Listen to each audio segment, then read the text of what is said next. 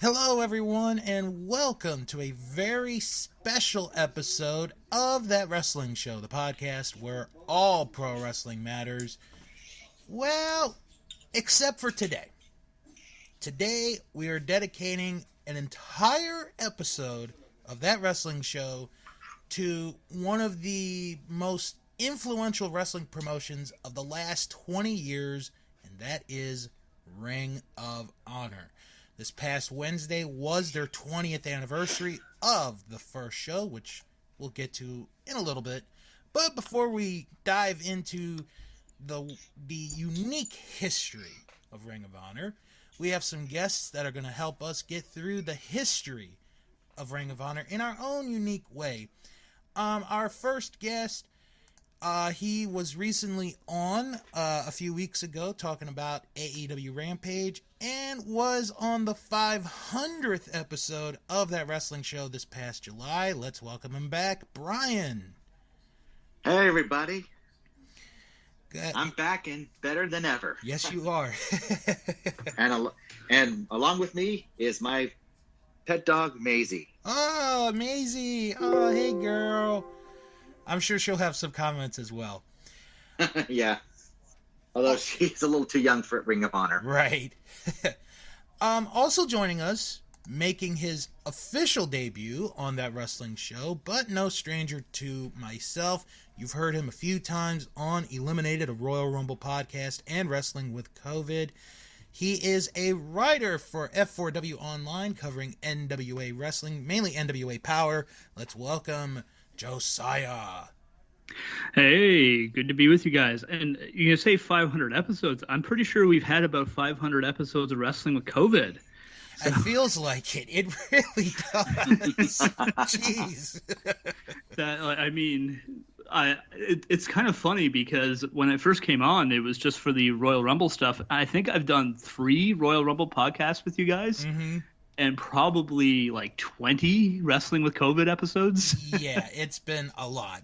And hopefully, with the news that we're recording this on a Thursday, the CDC announced that they're going to be talking on Friday, probably lowering the restrictions. So we'll just go at that for the time being. Yes, and well, as always, because this thing isn't going away, at least for a while. Yeah. We're going to keep an eye on it and keep you guys updated as more happens. Yes, indeed. Yeah. So, before we get into the history of Ring of Honor, you guys kind of answered the my question without even me asking off air, which was, when did you get into Ring of Honor? So, Josiah, you said you got into it in about 2003, which was in its early years. Yes. Go ahead. You were saying? Oh, no, go ahead. So, yeah, I should rephrase that a little bit because I was aware of Ring of Honor as early as 2002. I did not see anything of theirs probably until 2004 or 2005, somewhere around there. Okay. But I was very much so into it right away, and as soon as I had the finances to do so, I started buying their DVDs. And I bought the entire first 2 years of shows for Ring of Honor over a few months, and I still have those DVDs somewhere. There, I recently moved to Ontario, so I haven't unpacked all my stuff yet. But I do have the DVDs for the first 2 years, and that was basically my introduction to Ring of Honor. And as the DVDs released, I tried to keep up with it, but life got in the way. But I still have found ways to keep up with major shows, especially when they moved to pay-per-view and internet pay-per-view. It was much easier for me to watch, so I would just buy it on streaming. But I have been a Ring of Honor fan probably since very close to the beginning. All right.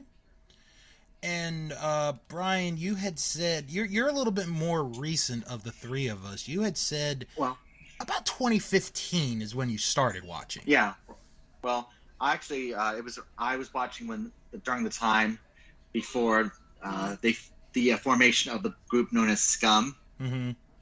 Yes. So Steve Carino's group. Steve Carino. I was watching when that happened. I know, Maisie. I don't like them. I didn't like them either. She's growling. All right. Oh, actually, let me get this tab down real quick. I don't know why that. And I used to watch them when it was on the CW, on CW 24. Oh yeah, in Baltimore. So that was through the Sinclair affiliate, right? Mm-hmm. Yeah. Okay. Is Ring of Honor still affiliated with them? Yeah. Yes. Wow. Sinclair Sinclair owns. was getting rid of them.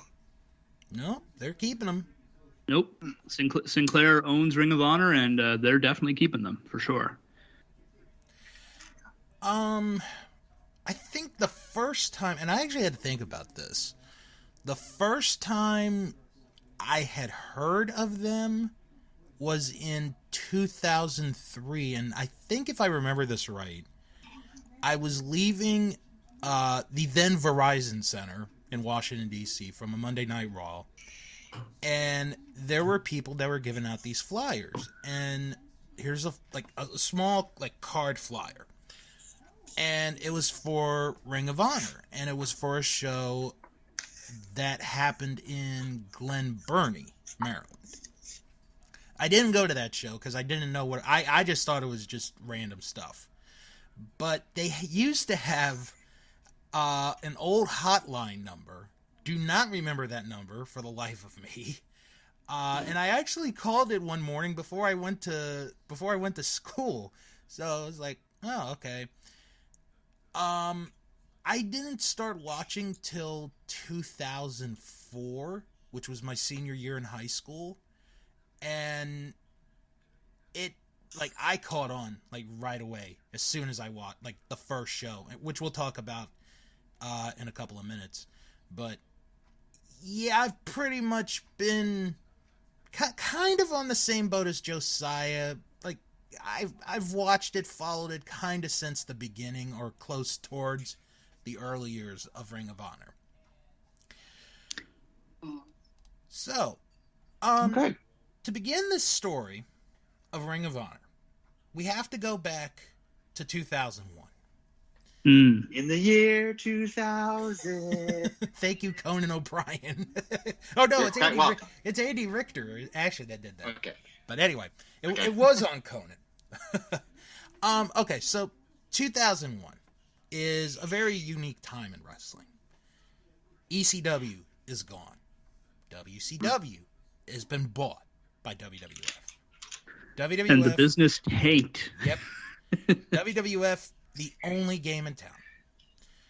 So, this leads us to one of the early characters in the story of Ring of Honor, Rob Feinstein.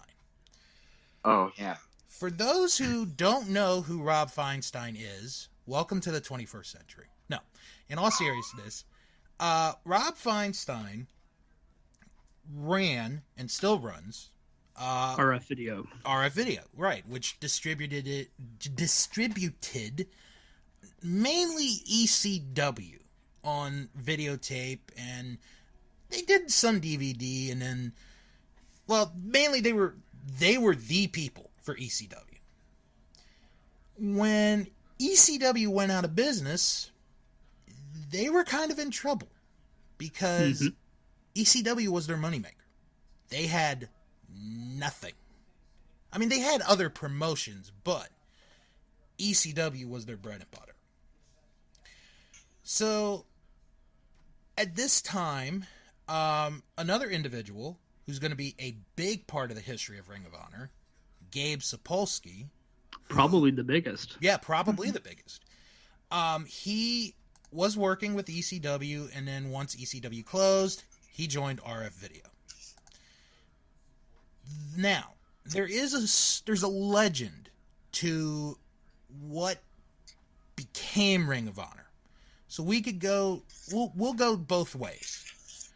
The first way is RF Video tried to do a working deal with CZW, Combat Zone Wrestling, which at the time was running in the ECW, or was starting to run in the ECW arena. That deal did not go through. The other story, and this is the one I kind of believe more. On the weekend of October 26th and 27th, 2001, in Vallejo, California, All Pro Wrestling, which... King of the Indies, yep. Which you may have heard from a little documentary called Beyond the Mat. They ran the King of the Indies tournament.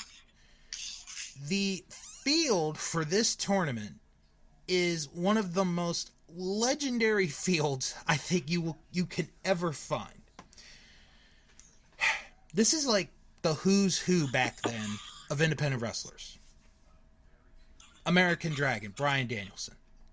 Low-Key. Good name. Christopher Daniels. AJ Styles. Samoa Joe. Kazarian. Doug Williams. Spanky. Adam Pearce. Super Dragon. Scoot Andrews. Donovan Morgan. Just to name a few of the wrestlers that were in this tournament. And then we should also mention the people who were in the crowd. Dave Meltzer, Red Bastien, Nick Bockwinkel. Mm-hmm. They're like the legends of wrestling were at this show. Yeah. And then of course Meltzer being the journalist. So it was because of... They had Red Bastien there? Yeah. Oh yeah, he was there. Red was front row. He was sitting with Dave Meltzer. Him and Nick Bockwinkel, all three of them were sitting together because they've been friends for years at that point. And they were watching, and Gabe Sapolsky was there too, by the way. Oh, actually, no, Gabe wasn't. No, but Gabe heard about it, I believe. Mm-hmm. But they were watching, and Nick Bockwinkel and Red Bastien looked at Bryan Danielson, and they said, "This is a guy who would work in any era, and I'd be honored to wrestle him." Oh yeah, I can picture Nick Bockwinkel's prime versus Bryan Danielson. Oh my god, that would be unbelievable. Yeah. And yes. And Bockwinkel was like, "This guy's the future." Like, and they were watching the other guys too, and all of them were great. And every one of them were like, "This is the future of wrestling right here, what we're seeing." Mm-hmm. And what it really was bringing the Japanese junior style to America for the first time. And it's just interesting too, because a firsthand account. This is actually the first time in person, I believe, that Brian Alvarez met Dave Meltzer. Which is, again, because I write for their site, so I have a little bit of... You have some knowledge. But both of them talked about this show, and they talked about it being just the most unbelievable show of young talent. And it was then that they realized WCW being gone is not good, but there's enough talent here to run a promotion. Mm-hmm. And you can continue from there, Bill. Okay. So, because of that show, Rob and Gabe and Doug Gentry, can't forget him, he's a part of this as well.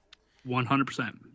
They decide, we're going to start a wrestling promotion, and we're going to do the shows, and we're going to sell them on videotape. And then I think a little later, not too much later, they would do DVDs as well. Yeah, they shifted to DVD pretty fast. Yeah. So, on February 23rd, 2002, the Era of Honor begins. The very first Ring of Honor show. It is held not at the ECW arena, but at the Murphy Rec Center in Philadelphia, Pennsylvania. Hey, Jim. Close enough.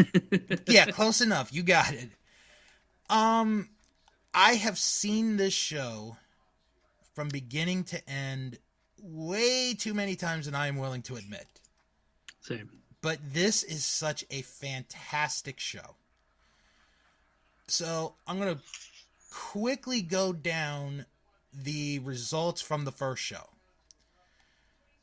The Hit Squad defeated the Christopher Street Connection, which eventually won me over. That was a fun gimmick. Oh my gosh. The amazing. Oh, go ahead. Although the promos about them for the teams that oppose them was not appropriate in 2021. Let's just put it that way. God, which is why it's not on Honor Club. Oh no. It was quite offensive. That's why you got to keep those DVDs, folks. The Amazing Red defeats Jay Briscoe. Jay Briscoe is 18 years old at this show. And they actually do I got to give them credit, a good storyline with Jay and Mark Briscoe, because Mark is 1 year younger. And in Pennsylvania, you have to be 18 to wrestle. So Mark, for basically all but like 2 shows that first year, could not compete for Ring of Honor because he was 17. Xavier defeated Scoot Andrews. The Boogie Knights defeated the Natural Born Sinners by disqualification. That's a good name for a tag team. One of the members was Homicide. Then we had an Ultimate Aerial Elimination match with guest referee Mikey Whipwreck, which had Quiet Storm defeating Brian XL, Chris Devine, Joel and Jose Maximo, and Amazing Red. So Amazing Red pulling double duty. Prince Nana defeated Eric Tuttle, the Towel Boy. Ikeka Loa and Spanky defeated Michael, Shane, and Oz. And then we get to the final 2 matches. And this is where Ring of Honor kind of makes this bold move of, we're not going to be like the other independent promotions.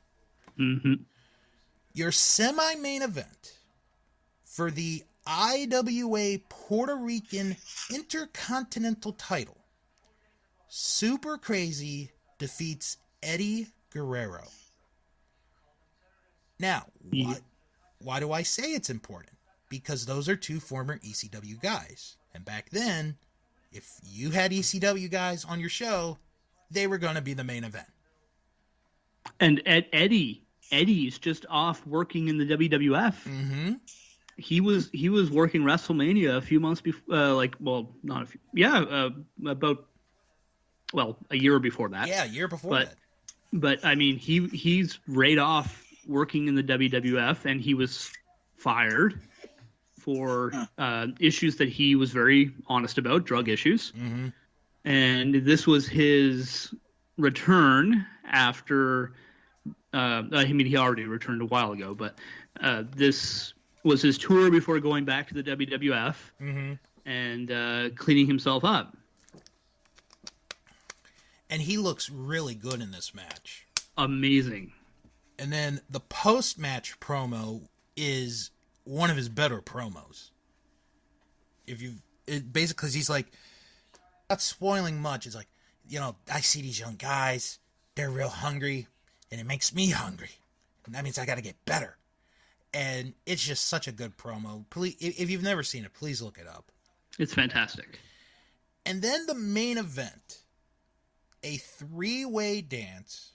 Low Key defeats American Dragon and Christopher Daniels in an amazing match that, for me, still holds up to this day. Easily 4.5 stars or higher. So, in a way, we're off to the races with Ring of Honor. We're not going to go through everything, but, and I wanted to make this comparison, and I think, Brian, you might get this comparison because of some of the music we listen to. There was a clip many years ago by a musician who, when they talked about Black Sabbath, he said if it wasn't for the first 5 Black Sabbath albums, a lot of the heavy metal bands wouldn't exist today. If it wasn't for the first 5 Ring of Honor shows that happened, a bunch of these wrestlers might not be competing or might not pro wrestlers today. That's how influential those 5 shows are, because they set it up. They're each unique. They're each different. And the 5 culminate with the crowning of the first Ring of Honor champion, which was Low Ki, in a 4-way 60-minute Iron Man match. Wow. Yeah, it is, and that is really well done too. Yes, and the other competitors in that match, I believe it was Bryan Danielson, Paul London, and was it Christopher Daniels? Yeah, Daniels was in it. Yeah. Okay, maybe it wasn't London, but And I know Daniels was the heel. Yes, he was a leader of a group already, which formed basically on the first night. Although we didn't really see where it was going. Yeah. He was the leader of the Prophecy, where the prophecy was they were going to take over all of professional wrestling, starting with Ring of Honor's championship. Yeah, and they refused to keep the Code of Honor. Yes. And I'm glad you brought up the Code of Honor, because there may be some people that don't remember it, or might even be wondering, what is the Code of Honor? Well, to be brief, it was these 5 rules that you agreed to. They were like, kind of like, I guess we could say laws. You must shake hands before and after every match. No outside interference. No sneak attacks. No harming the officials. And any action resulting in a disqualification violates the Code of Honor. So, the first couple of years are pretty good years for Ring of Honor. They get wrestlers to come in, famous wrestlers. We said Eddie Guerrero, we said Super Crazy. Ken Shamrock came on for a show. Tommy Dreamer came for a show. Abdullah the Butcher came for a show. Jim Cornette, Shinjiro Otani, Masato Tanaka. It's basically like the who's who of wrestling, like legends and icons of the business, like, and international stars, and all that kind of stuff. Like they weren't the independent people that weren't signed with WWE at the time. And things were going good for Ring of Honor. You know, them and this other young promotion called NWA TNA, you know, they were going well.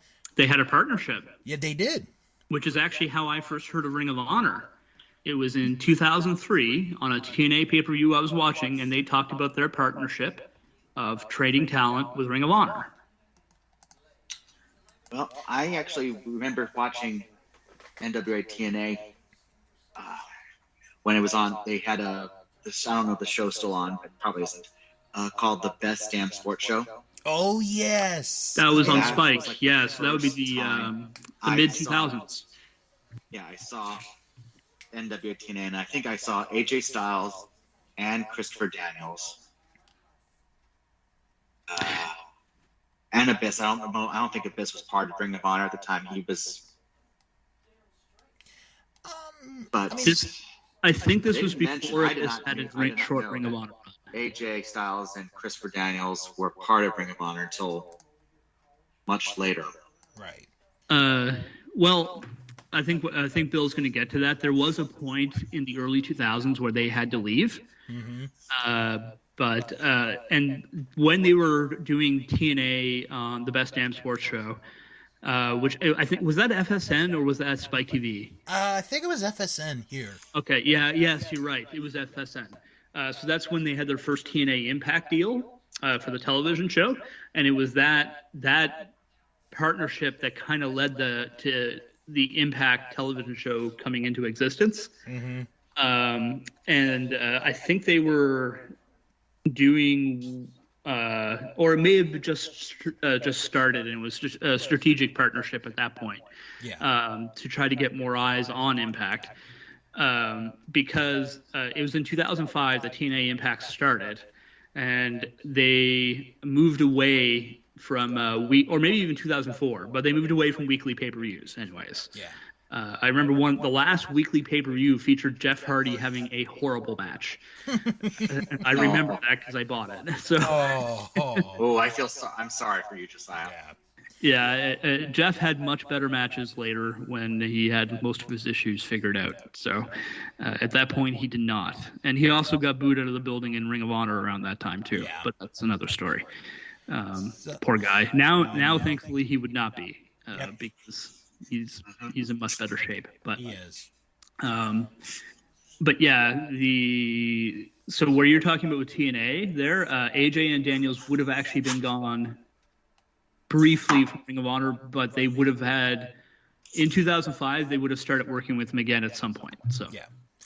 And this is actually a good point because I did want to bring up the beginning of 2004 was not so good for Ring of Honor. Mm-hmm. As a matter of fact, it wasn't so good for Rob Feinstein. Because early in 2004, Rob Feinstein was caught in an internet-based sting operation, which was shown on local news in the Philadelphia area. And this is in which he allegedly tried to solicit sex on the internet from a person that he thought to be an underage boy, but actually posed as was an adult posing as a minor. After that story was publicized, Feinstein resigned from Ring of Honor in March 2004. After that incident, that is where TNA said, okay, we're not going to let any of our guys go. We're not going to let our big stars go work there. But there is another person who comes in to Ring of Honor and becomes a big fixture as well with Ring of Honor. I would say, other than Gabe, he is probably the biggest fixture in Ring of Honor to this day. To this day. And this man's name is Carrie Silken. Carrie Silken was a lifelong wrestling fan. He had a business with tickets. He did a podcast. I don't know if he still does them or not. With Ian Riccaboni, right? Yeah, Last Stop Penn Station. And he talked about his life. It's very interesting if you guys have never heard it. So he buys the remaining stakes from Doug Gentry. And it is now Carrie and Gabe that Carrie's the owner, Gabe's the booker. Mm-hmm. And they have this, what seems like an impossible hill to climb to get back. And during this period, you could put a bunch of wrestlers on this list. But the two that really come to mind are Samoa Joe and CM Punk. Yes, and Punk started with Ring of Honor in 2002, I think on their second show, maybe third. Mm-hmm. Early on anyways, in their first year. Yeah. And he was working for TNA too, from 2003 to early 2004.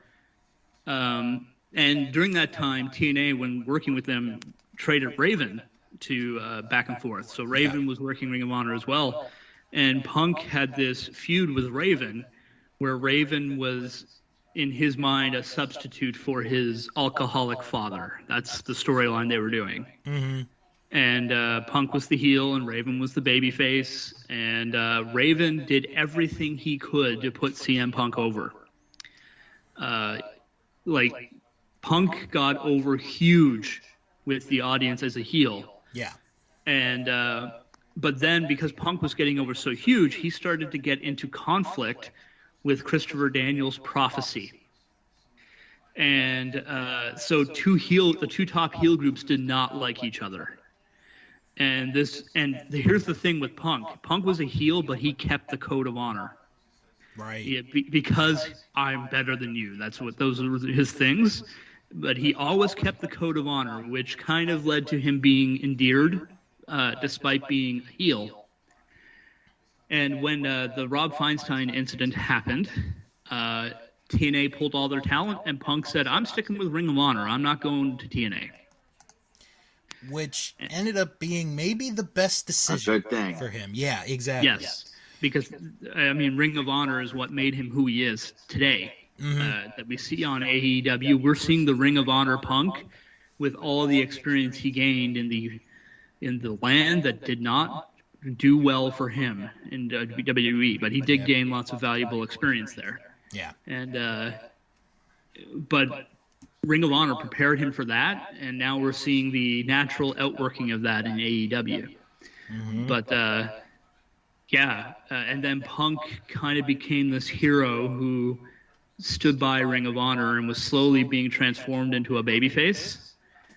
And then we talk about the first show that they did with CM Punk and Samoa Joe. I think Joe was already champion at this point. Yeah, he has been champion for over a year. And he beat Xavier. Yeah. And I actually remember this happening for a completely other reason. The day that Joe and Punk met for the world title the first time. World Title Classic. Was the same day as my brother's wedding. So wow, that's funny. So those two are intertwined forever for me. And that is the first Ring of Honor show I have ever seen. World Title Classic. I can't. Actually, wait. It was Generation Next. No, you were right. It was World Title Classic. Okay, I'm trying to think of which show I watched first. Right. Was it World Title Classic, and then did I go backwards? Right. To Generation Next or Ring of Honor Reborn? Right. I can't remember. Now, Ring of Honor Reborn was when they relaunched after Feinstein. Now, I can confirm that my brother's wedding ceremony did not go the 60 minutes, but Punk and Joe did on that day. Yes, they did. So 5-star classic. So they would have two more battles in 2004, one in October, which went to 60 minutes again, and then they had a third one where it was no time limit, had to be a winner, and at the end, Joe won the match. About 45 minutes long, and Punk bled like crazy. But at the same time, in 04, there's new talent being developed. And yes, there is a group of guys that get together and they call themselves Generation Next. Austin Aries, Jack Evans, Roderick Strong, and Alex Shelley. With Alex Shelley as their leader. Yep. And each of them, I think it's safe to say in 04, they each had their own like big moment or big matches. With Shelley, you could probably say his feud with Jimmy Jacobs. With Jack Evans, you could say maybe the Scramble Cage. Yeah, Scramble Cage. With Roderick Strong, it could have been any tag team match. But Austin Aries was the one that broke out of the group. He ended up turning on Alex Shelley like for the end of the year, and they kicked Shelley out. And so Generation Next became Austin Aries, Roderick Strong, and Jack Evans. And Evans and Strong were a tag team who did win the Ring of Honor tag titles eventually. And Austin Aries, at Final Battle 2004, had a career-defining moment. Because he beat Samoa Joe, ending the almost 2-year reign of Joe as Ring of Honor World Champion. I will never forget the finish to that match. He punted Joe in the face with a right kick. He picked up Joe and hit a vertical brainbuster on him, and then hit a 450 splash to pin him. I'll never forget it. And the crowd was so loud when he won the title. It was absolutely bonkers. So amazing. Now we're going to get to another big moment in the history of Ring of Honor. I think I know which is next. And this may be, depending on where you feel, however you are, is the biggest feud ever in Ring of Honor. Ring of Honor versus CZW. Mm-hmm. This is such an amazing thing. It started as a shoot. Yeah. Well, actually, I shouldn't say that. It started as Chris Hero and Bryan Danielson going into business for themselves. Mm-hmm.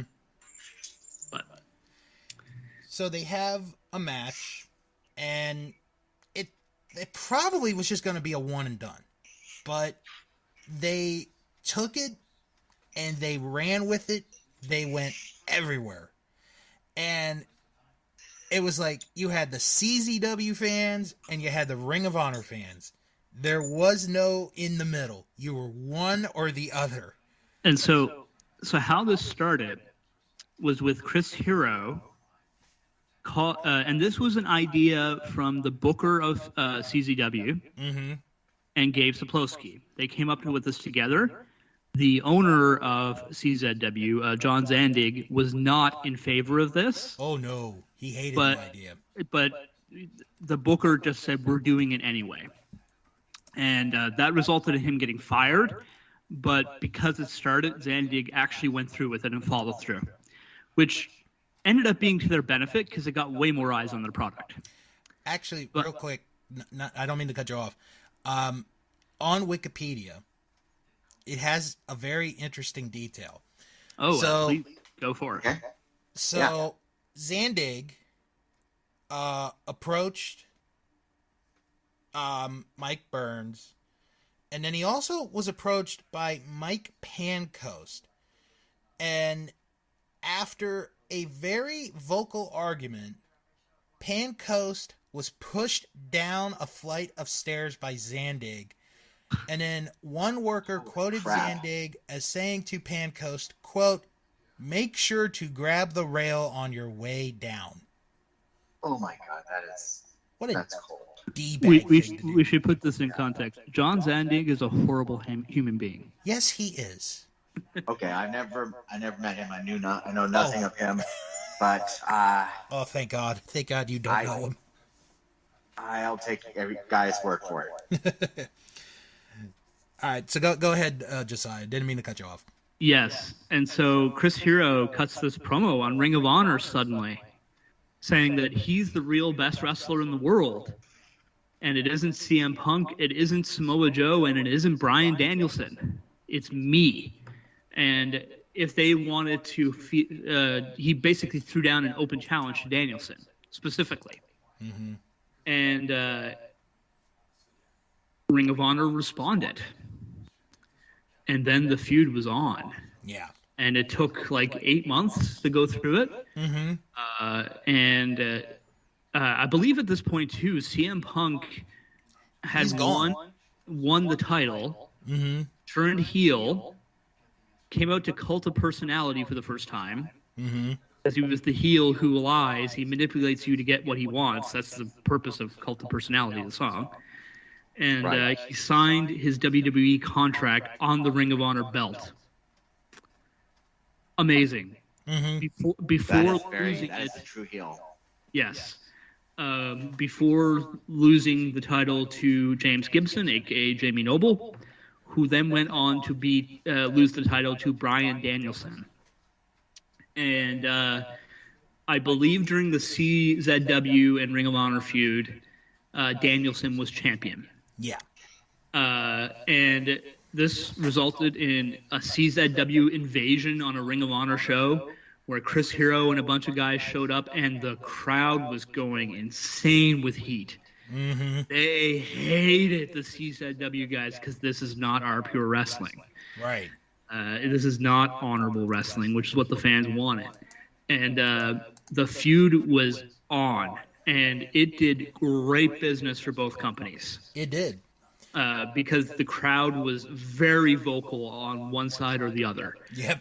And they would intermix. Like the CZW guys loved CZW or CZW. Sorry, my Canadian's coming out. That's all right. And the Ring of Honor fans loved Ring of Honor, and it created a unique situation where each company had the baby faces and heels, but they were united against each other, but it was done really well. It wasn't done in the bad Survivor Series brand supremacy way. Yeah. Oh yeah. It was done. It was so brilliantly booked.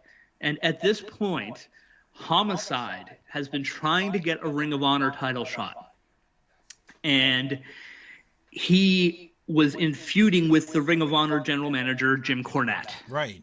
And Cornette and him, they were not getting along, and Homicide was kind of the guy who was like the guy they needed for the final fight, which was in a cage of death match, CZW's key match. Yeah. And they were trying to court him into the match, and he didn't. And if I remember correctly, during the match, Bryan Danielson abandoned Ring of Honor in the match. Right, because he had a big match coming up soon with Samoa Joe. And he didn't feel like he could put himself in a death match. Right. To put that at risk. And so he abandoned Ring of Honor, and Ring of Honor was down a man. And the Cage of Death works a little bit like War Games, except it's a death match. Mm-hmm. Tons of weapons. Yes, tons of weapons. And they even used the CZW cages. Like, they had the yellow wire with the black and all that on it. It was really remarkable to see how this partnership came about. Yeah. And CZW, they brought a Necro Butcher, I believe, and stuff like that. Who got so over with the Ring of Honor fans. It was that they hired amazing. Yes. And even Jim Cornette said he liked Necro Butcher. Which is unusual. Like, he's a very odd man. It's even to this day. I'm kind of amazed that he's alive. He's only like 6 years older than me, but he looks like he's 73. So I've heard that he's like one of the nicest people you'd meet. That's the common consensus, but he's this very strange man. Right. But I did see him in the movie The Wrestler, where he fought Mickey Rourke in a death match, and that was a brutal thing to watch. Right. And so, regardless, anyways, they had all these guys, and there was the hardcore guys versus the wrestlers of Ring of Honor, and they needed someone who could fight. Not someone who could just wrestle. They needed someone who could go to war with them. And at this point, it's getting down. Ring of Honor's getting beat. They're bloodied. They've been annihilated by CZW because they're down one man. And then Homicide's music hits. And he runs down to the ring and he fights because they needed a guy who could fight, like we said. And Homicide, I think he hits the cop killer. I forget who he hit it on. I think it was Nate Webb. Yeah, you might be right on that. Spider Nate Webb. Was Nick Gage in that match too? No, he wasn't. Okay. But he should have been. Actually, that might have been his first prison run. Oh, yeah, maybe. But at that point. But yeah, I would expect he would have been if he wasn't in prison, I expect he would have been in it. Mm-hmm. But regardless, thank God Nick Gage has found what a guy. Reformed himself, and a well-liked man, a very well-liked man. Mm-hmm. So to look that he paid his debt to society. He did. And I'm very happy for him that he has the one and only GCW contract. Even though I'm not a deathmatch fan, I don't like hardcore wrestling, but I'm very happy for him. Right. And bear in mind, I would occasionally watch CZW. Even the Cage of Death shows, I would watch them. And it wasn't really for me, but I recognized that there was quality in that kind of wrestling if you did it right. And this final match with the Cage of Death with Ring of Honor was great. It was booked perfectly. And then Homicide comes in, hits the cop killer, and wins the match for Ring of Honor. And that ends such an amazing feud. And I remember watching an Eddie Kingston shoot video many years ago to kind of sum this up. And he summed up the feud this way. Zandig's idea of the feud was from January to April, with CZW winning. When the real feud went from January to, I want to say it was July, when Ring of Honor won it. So, after that, the next step is in 2007, where Ring of Honor goes on pay-per-view by tape. It's still pay-per-view, but it's by tape. A pre-tape pay-per-view, but Yes, yep, pay-per-view nonetheless. Yep. It was a good show, too. Yeah, it was. So, things are starting to get bigger and bigger and bigger. But towards the end of 2008, something happens that I don't think anybody back then would have ever thought would have happened, and probably still wouldn't think would happen in 2022. Gabe Sapolsky leaves Ring of Honor. And it should be noted at this point, his booking was starting to see some strains. Mm-hmm. I mean, he's been booking now for 7 years. Yeah. Or 6 or 7 years straight. And booking some of the best long-term storytelling in wrestling. And cultivating talent. But he was burning himself out from it. Mm-hmm. But he also had his own issues where he was a very controlling booker. Yeah. And so there was conflict with some of the top talent emerging as well. And so he left and formed Evolve. So after he left, in the beginning of 2009, things start to look good again for Ring of Honor because they get a TV deal with HD Net.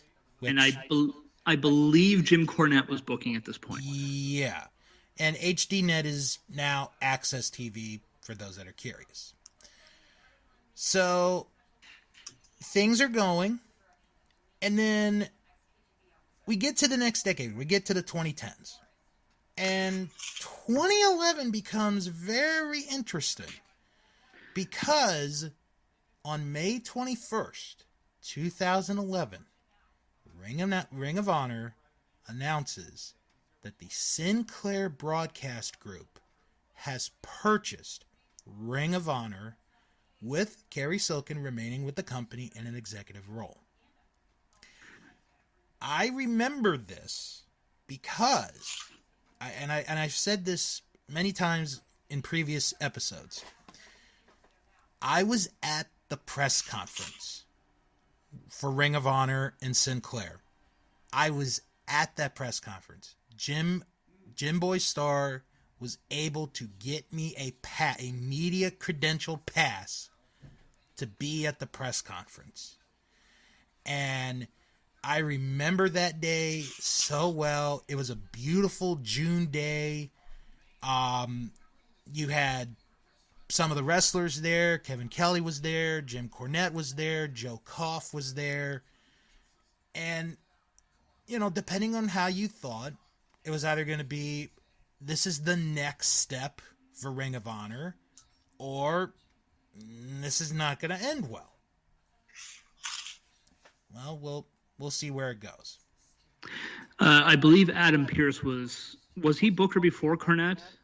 Oh yeah, it was Pearce. You're right.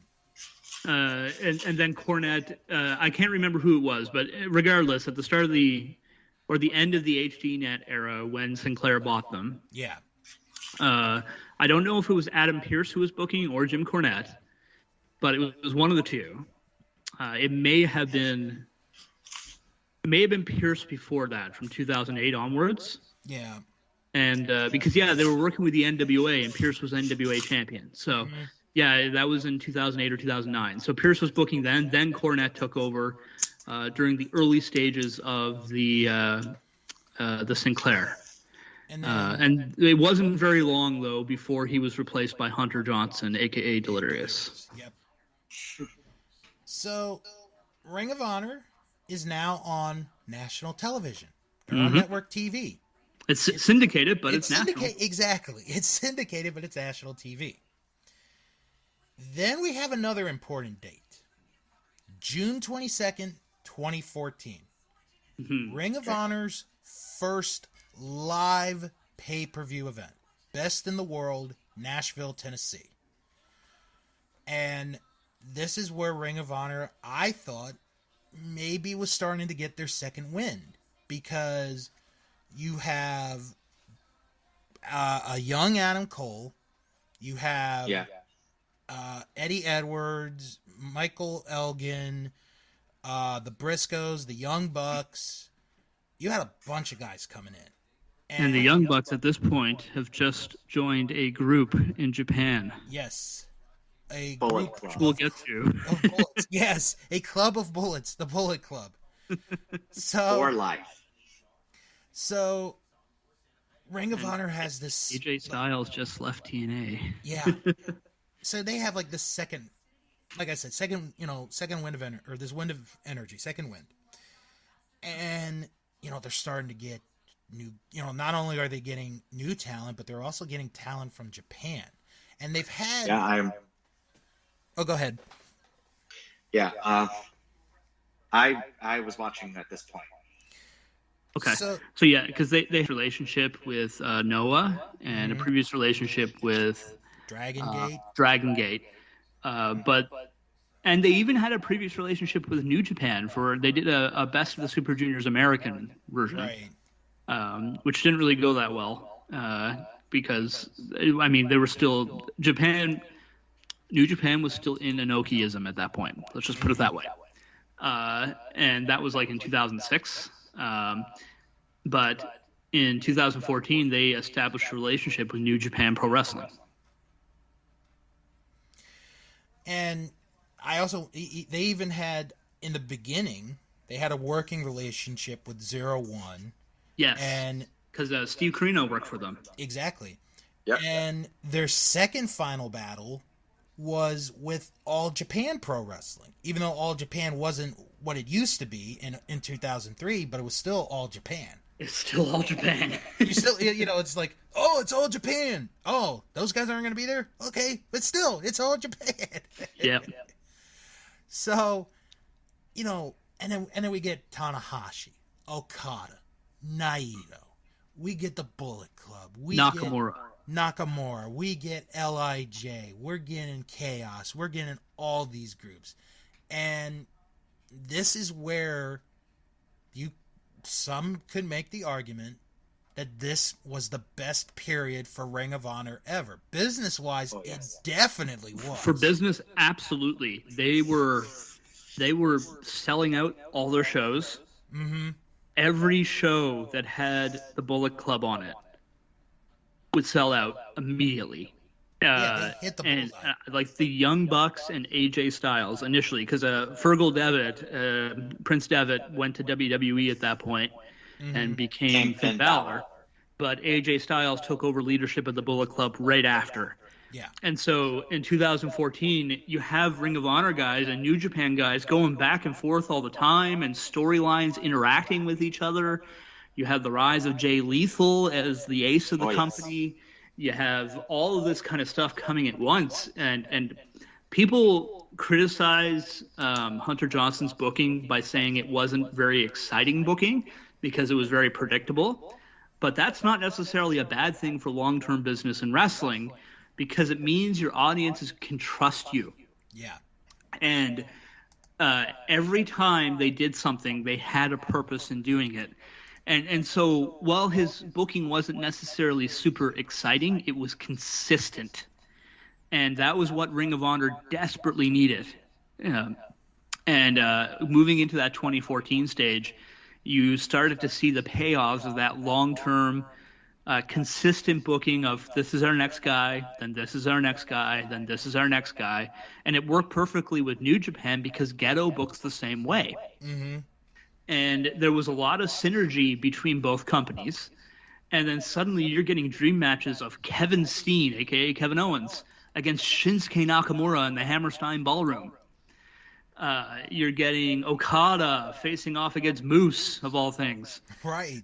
Yeah, like you're getting Tetsuya Naito coming in to wrestle. You get Tomohiro Ishii versus Bobby Fish for the Ring of Honor television title. Ishii actually won and held it for time. Yeah, Yes, he did. Yes, and then Bobby Fish, I never forget the finish. Bobby Fish won the title back by choking Ishii unconscious with a rear naked choke, and I thought that was awesome. And so, for my own journey as a fan, I stopped watching wrestling in about 2005 for a bit, except for Ring of Honor and TNA. And then I stopped watching wrestling completely in like 2009 because I was into UFC and that's what I was focused on. But every now and then I would check out a Ring of Honor show. And every time I checked it out, I never regretted it. It was like I was so happy every time watching it. And I checked out a TNA during the Hogan era. So my wrestling fandom was waning, but it wasn't that I wasn't a wrestling fan. It's just that WWE was not doing it for me. Yeah. And Ring of Honor was a bit harder to access because of the DVDs, but they were moving into internet pay-per-view and things like that. So it was easier for me to watch.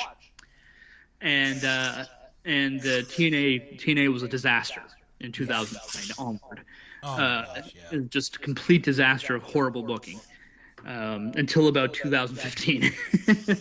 But it was 2014 I came back to wrestling. So this is relevant because to tie it into the Ring of Honor stuff.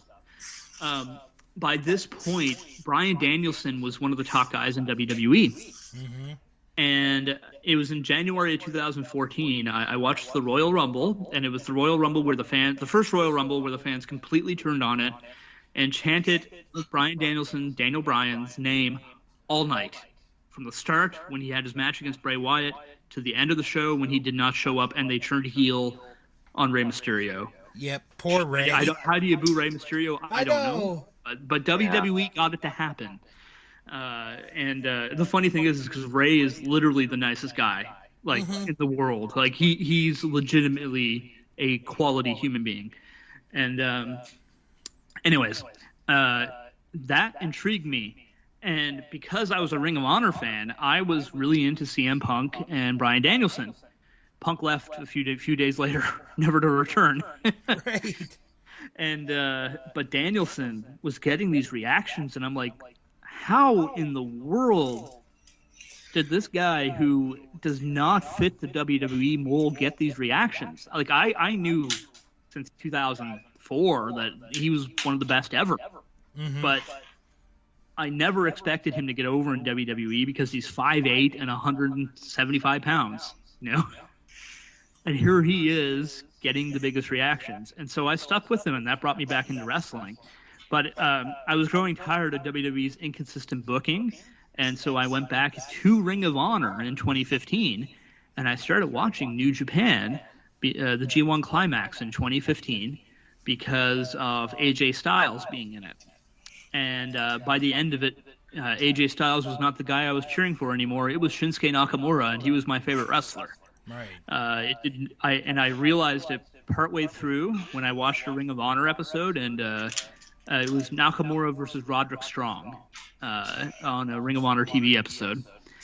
And Nakamura's music hit, and I started marking out because I didn't know that was on the show. And that's when I realized Shinsuke Nakamura was my favorite wrestler. Yeah. But that's when I got into New Japan, and so Ring of Honor was the introduction to New Japan for me. Not that I watched the occasional show from New Japan here and there, years every now and then. I would find them online and watch them.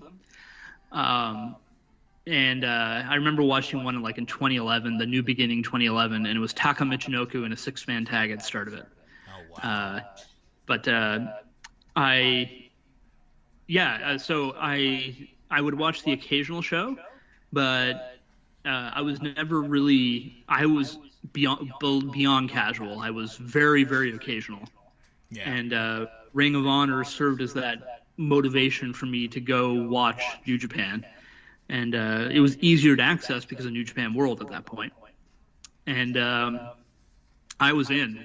I was in deep with Ring of Honor and New Japan at that point.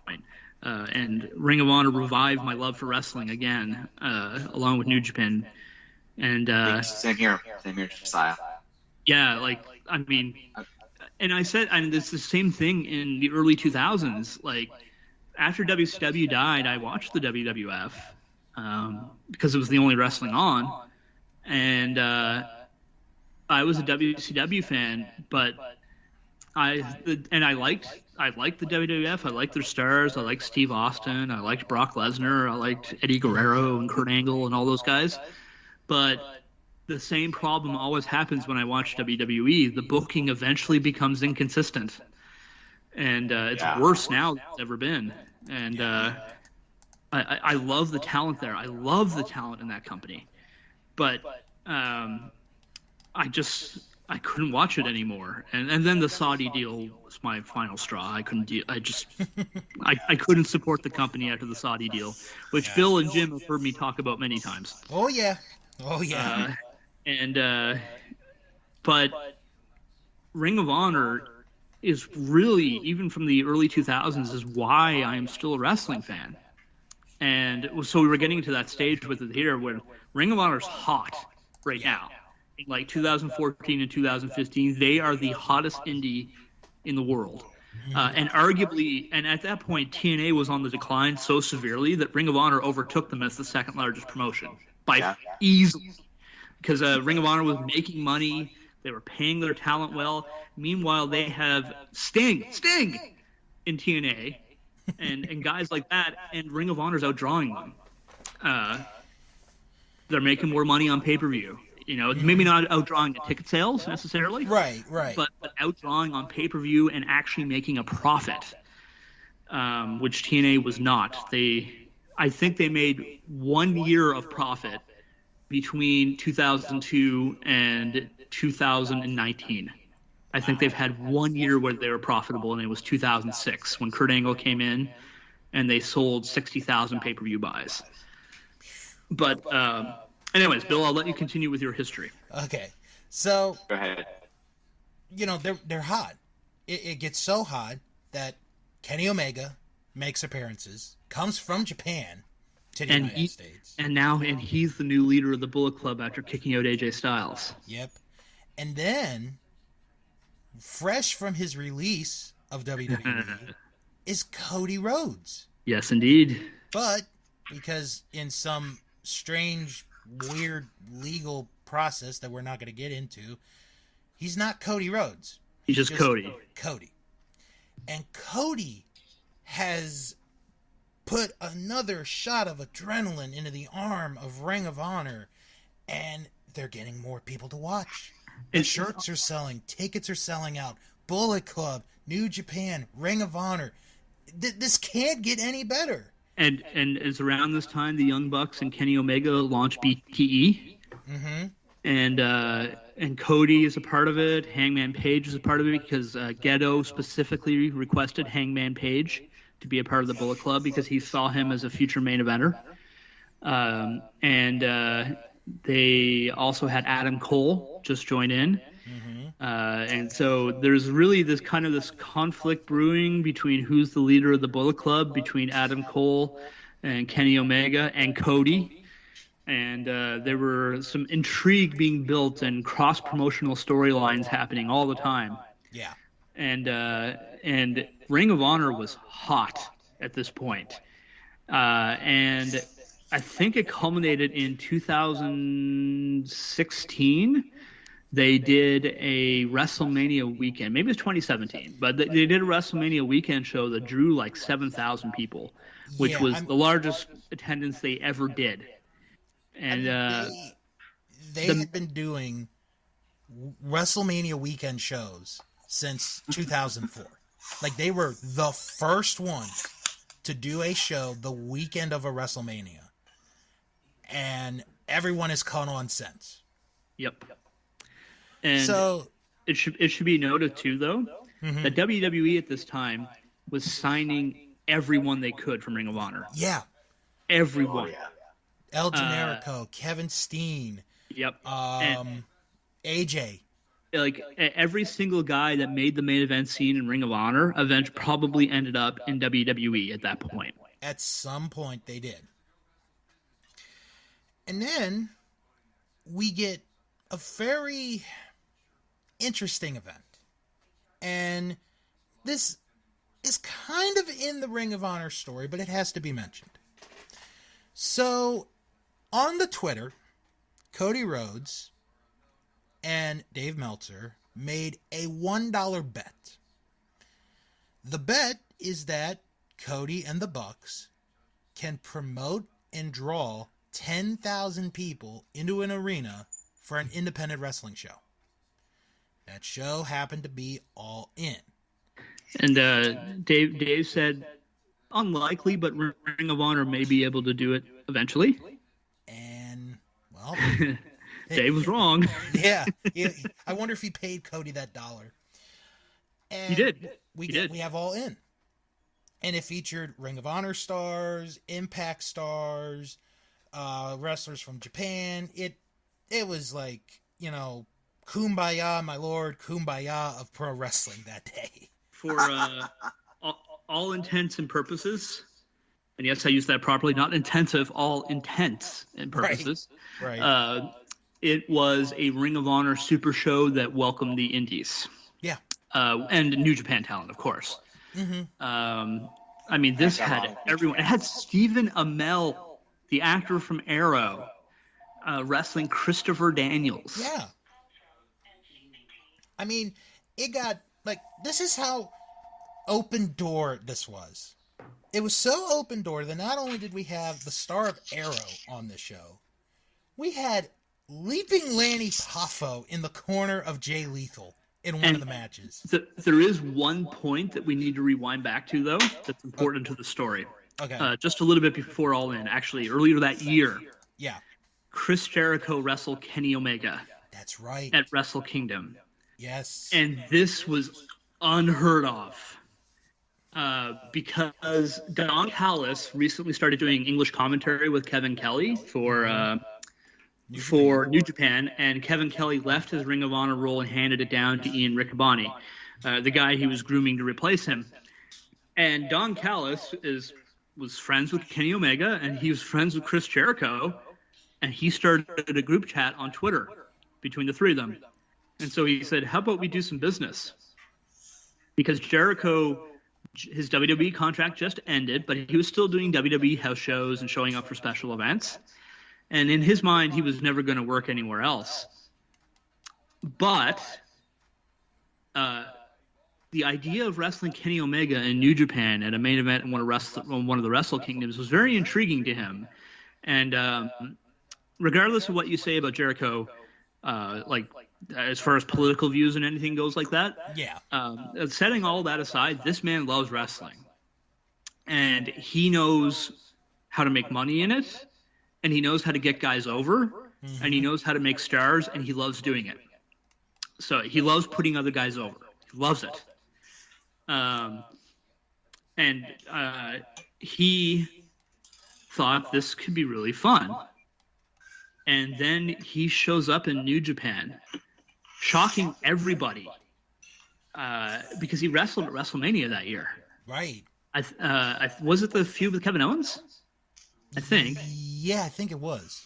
And he shows up for a match against Kenny Omega, and it added 7,000 tickets to Wrestle Kingdom that year. After that match was announced from foreigners. Mm-hmm. And it was this that led Tony Khan to taking notice that there might be some money in having a promotion built around Chris Jericho and Kenny Omega. And the Young Bucks, and these guys. And Jericho, at this point, then shows up at All In. And at that point, he was like, I will never work a show on American soil that isn't WWE. Right. And he did a few more New Japan shows. He did some other WWE house shows, and I think he did a few special episodes of stuff. Mm-hmm. And it was during that time frame that he pitched to Vince McMahon a match between him as the IWGP Intercontinental Champion versus Seth Rollins as the Intercontinental Champion, and Vince turned it down. So Chris did a little more work in New Japan, And because of the work with New Japan, he ended up partnering with Ring of Honor to do the first ever Jericho Cruise. Mm-hmm. And this kind of tied into All In because they wanted to build the Jericho Cruise, and that was a deal Ring of Honor had with them. And so after Kenny Omega's excellent match with Pentagon Jr., a.k.a. Penta El Zero Miedo, a.k.a. Penta Obscuro. Right after this week. Pentagon Dark. Pentagon Jr. Yes, indeed. And the match was awesome. And then the lights go out and they come back on, and there's a guy laying there in the ring, and I was watching it with a friend online. We had like over Facebook Messenger. Right. And we looked at the guy in the mat and we're like, that's not Pentagon. And then we look at him stand up and how he started throwing punches, and we started screaming, "It's Jericho!" And Jericho showed up and challenged Kenny Omega and the Young Bucks to a match. I believe it was Jericho and the Young Bucks versus someone else. Anyways, the Bucks of Jericho. Yeah. Versus Kenny Omega and something else. But anyways, it ended up being on the Jericho Cruise, and Chris Jericho did a show that was not WWE on North American soil. Mm-hmm. And the amazing part in it, because he was at a concert that earlier that day, and the person who flew him there for that show was none other than Tony Khan.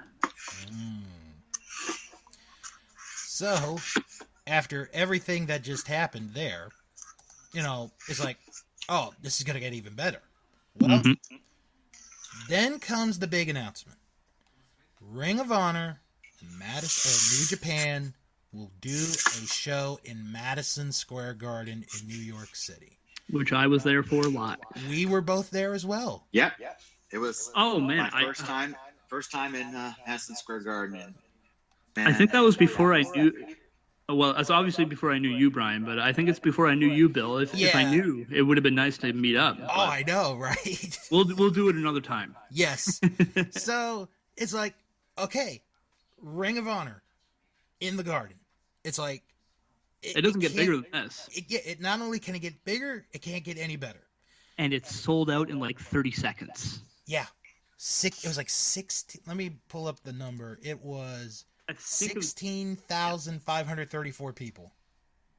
Yep, paid. And I think there was like 17,000 in the building. Yeah. So it's like, this can't get any better. Well, this is where it goes downhill for a bit. Sadly. Because Cody's gone, the Bucks are gone, Adam Page is gone, Omega is gone, basically to start forming All Elite Wrestling. And Ring of Honor lost all their main event talent, but pretty much. Yeah.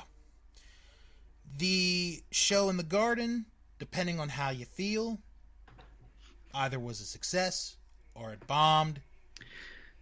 So there is I want to hear your opinion because I know Brian's. Okay.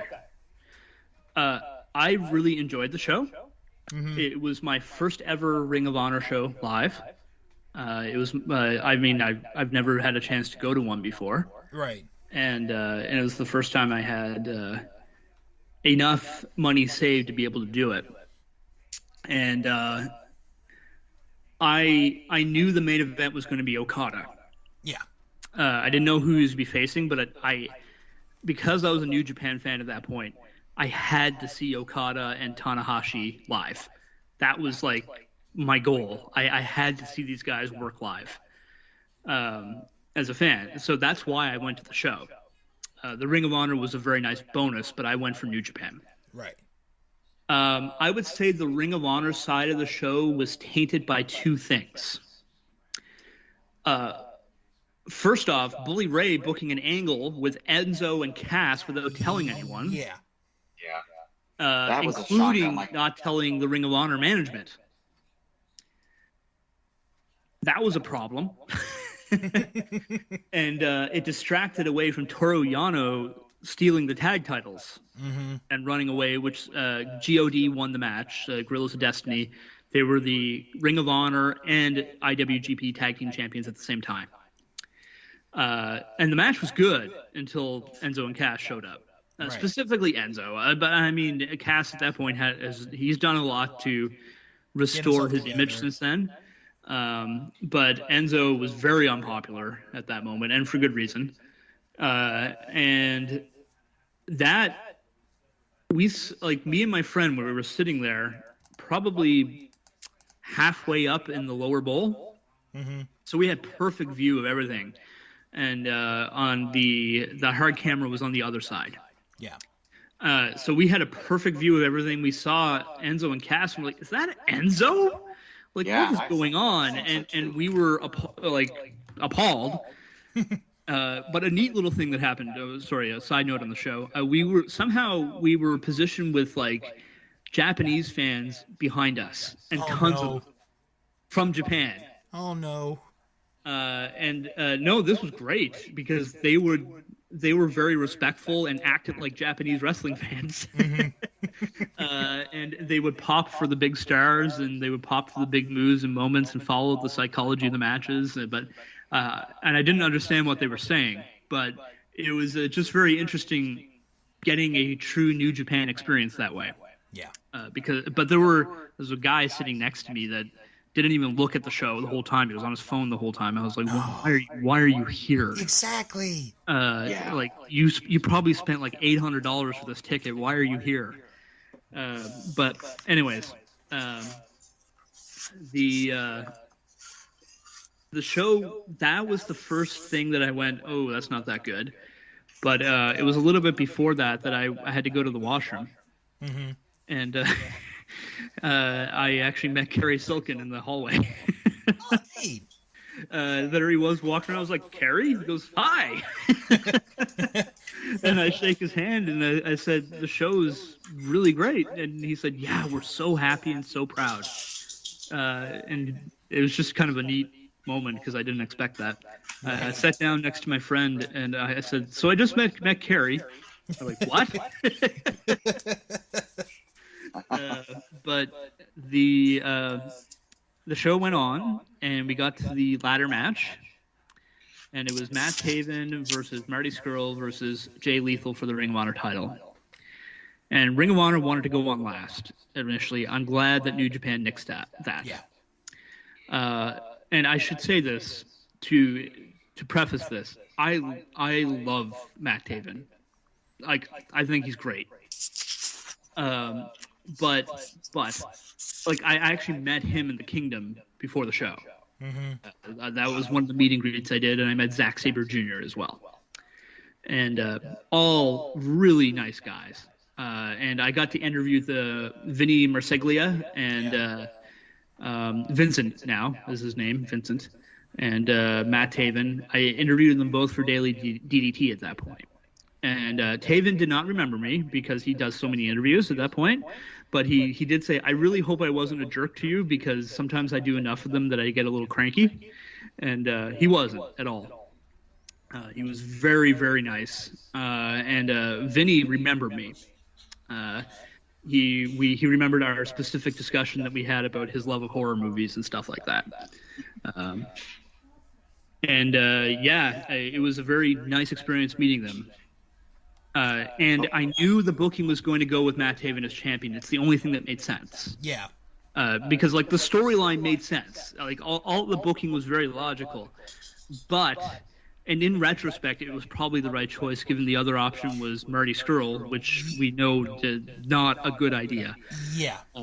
For personal reasons on his end that a lot of things come out about him.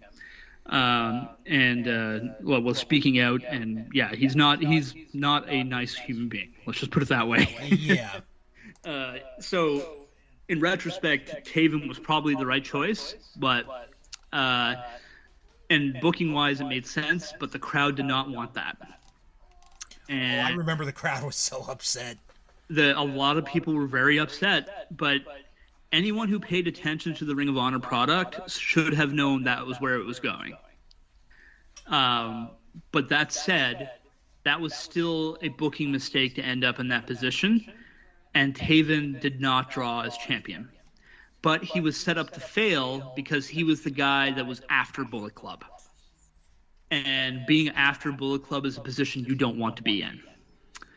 And so Taven, I don't blame Taven for it. I blame circumstances that were beyond Ring of Honor's control. That's how I'll put that. Yeah. Although some of it was their own fault. Some of it was. And they did have a chance to make an impact that would last. And they fumbled. They fumbled the ball, for sure. But then the main event happened with Jay White and Kazuchika Okada. And I was sent home very happy from that show. Yeah. With the main event, Okada winning, cutting a promo in English that didn't make the air, but after the show, talking about how much he loved us and he was coming back, and that he was going to take New Japan to new heights. And lo and behold, he's doing it again this year. Because at that point, I believed Okada's the best wrestler I've ever seen. Bill and Jim have heard me say this for many times. I legitimately believe he's the greatest wrestler of all time, at least in ring. And I won't argue with that. No, yeah, I won't. He's outstanding. Like, I don't know, his 2-year title reign that Kenny Omega ended may have been the best title reign I've ever seen in my life. Every single match was awesome. He got good matches at a Bad Luck Fale. Yeah. and don't get me wrong, I like Fale as a nice mid-card big man, but he had like a 4-star match with Bad Luck Fale. Like, that's unbelievable. And it's funny because then he took some time off to be let other guys like Naito and them get over, and now this year he's champ again, and you can already tell this is main event Okada back. Yeah. And main event Okada is a scary man to have to follow if you ever have to follow him, because you can't. Yeah. And so I walked home happy. I enjoyed the show. I thought it was a really good show, except for those 2 moments, and that left enough of a sour taste in enough people's mouths. Yeah. That it soured people on Ring of Honor, and Ring of Honor's follow-up to it was not as bold as it should have been. So they did see a decline from 2019 until really today. Yeah. So after the Garden show, for a while, it's like bad thing after bad thing after bad thing happens. The Bully Ray incident with the fan, the quote-unquote investigation, which really would take forever to explain. And honestly, you've probably heard both me and Jim rant about that. Yeah. So like, I personally, I've never heard really what you and Brian have thought about it, though. My thing is, I understand Bully Ray being like, you shouldn't talk to women that way. But at the same time, this is the same guy that on an ECW pay-per-view called out a mom and a daughter on live pay-per-view and said some very vulgar stuff that I cannot say on this podcast. So, nor should you. No, nor should I. So it's kind of like you're being hypocritical to the guy, but at the same time you're also being a hypocrite. That's how I look at it. That's fair. Yeah. Oh yeah, go ahead. I didn't know anything about. I mean, I've heard about what he's a fan and such, but I kind of was, I was surprised, but then a lot of the stuff, like the stuff in wrestling with investigations and such, they you get shocked, but then the shock of it wears off like in 5-10 minutes, and you just move on. It's sort of like a why am I not surprised? Yeah. Attitude. Yeah. Well, I mean, wrestling historically, it's much cleaner now than it used to be. but historically was a very scummy business. Yeah. But now it's starting to get better. So we get to 2020, and it looks like maybe things are starting to look up again. There's a new booker, Marty Scurll. He signs like the most lucrative contract in Ring of Honor history.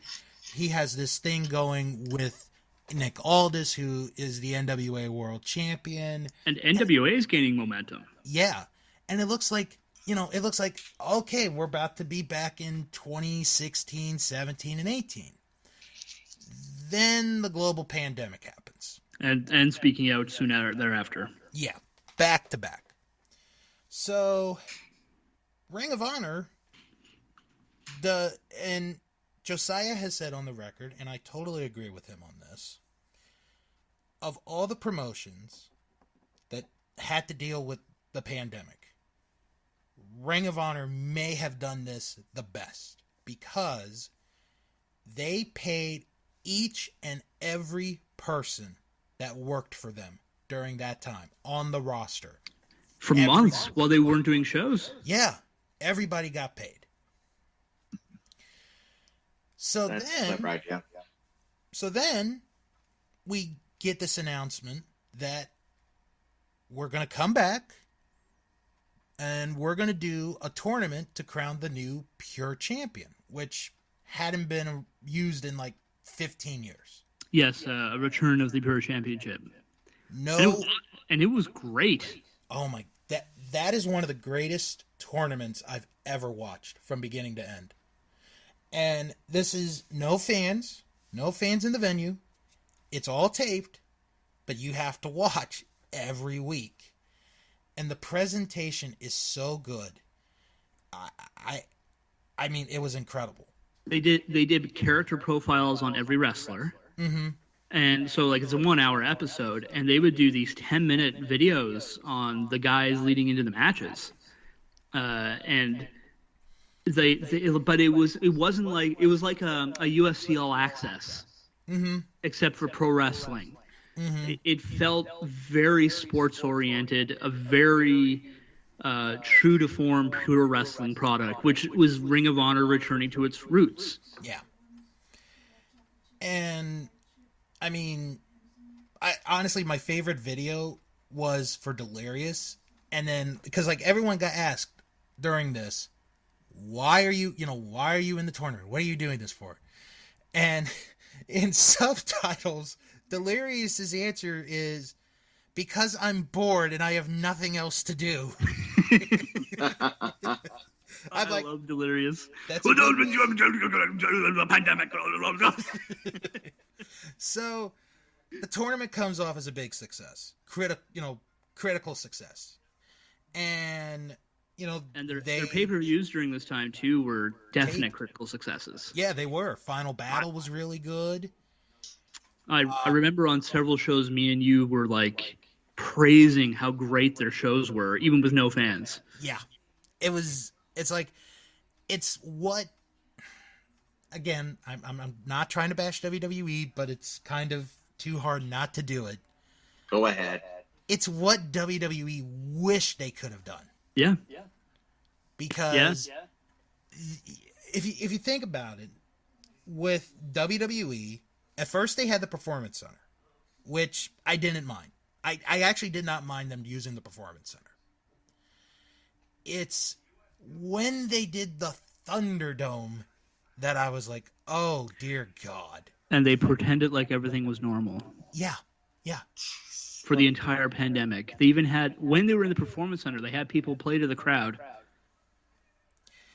And the worst part is the sound noise that they used for the Thunderdome, they're still using on TV today with people there. Vince is addicted to fake crowd noise now. Yep. Listen to that crowd. Oh, pal! I don't hear anything. Crank up those Shut up. What do you mean they're not on a screen and we can't control them? So, Ring of Honor, they're getting back. They have their first pay-per-view in front of a crowd in July of 21. Another good Best show in the world. And it's like, okay, maybe they've gained their next wind. And then we get to the end of October, where we get the news that at first a lot of people thought was it. Mm-hmm. It was announced that Ring of Honor would go on hiatus after Final Battle. And some people thought, this is it. They're done. This is the end of Ring of Honor. Because what they said was no one was being basically no one was being re-signed. Everyone was being released from their contracts. Mm-hmm. So you get to Final Battle. You know, and they even title it. They even title it End of an Era. I was very surprised when that Sorry, what was that about Ring of Honor? Or Final Battle? They titled it End of an Era. Oh, yes. And you were saying, Brian? That's when they announced they were going on hiatus. I mean, I didn't think they were going to shut down, but it was just, I had to do a double take. Yeah. My feelings that day were very sad. Yeah. And thankfully, because of the site I write for, the Wrestling Observer, I was able to listen to the Wrestling Observer radio audio on it right away. Mm-hmm. And Dave Meltzer made it clear initially, they're not going out of business. They are moving to a pay-per-appearance deals for all the wrestlers, right? For anyone who wants to come back. And they are planning to resume in March of 2022. Yeah. So they have the pay-per-view, a great show. Fantastic I loved that show. And, you know, that's it for the time being. And it seems to have the lead up to that show seemed to mend some bridges between the guys who were in AEW and Ring of Honor as well, because that was the one promotion who wasn't in on the Forbidden Door. Yeah. And when Tony Khan started that stuff. And it almost like New Japan kind of became the venue for Ring of Honor to reach out to AEW, because New Japan was working with AEW at that point. And Ring of Honor, well, I thought it was a really nice gesture from Tony Khan that when their main event went down because Bandito got COVID, Tony Khan sent Jay Lethal to main event the show. And then not only that, AEW talent was all over that show in terms of talking about the importance of Ring of Honor in videos. Of course, culminating in Bryan Danielson. And that really warmed my heart because, well, as I've talked about, Ring of Honor is very important to my wrestling fandom. And to be able to truly celebrate Ring of Honor that way, with CM Punk, with Bryan Danielson, with Adam Cole, with the Young Bucks, that felt really important, I think. Yeah.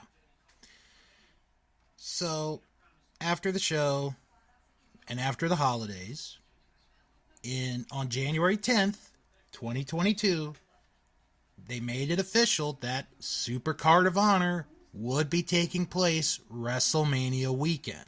And it is shaping up to be awesome. Yeah.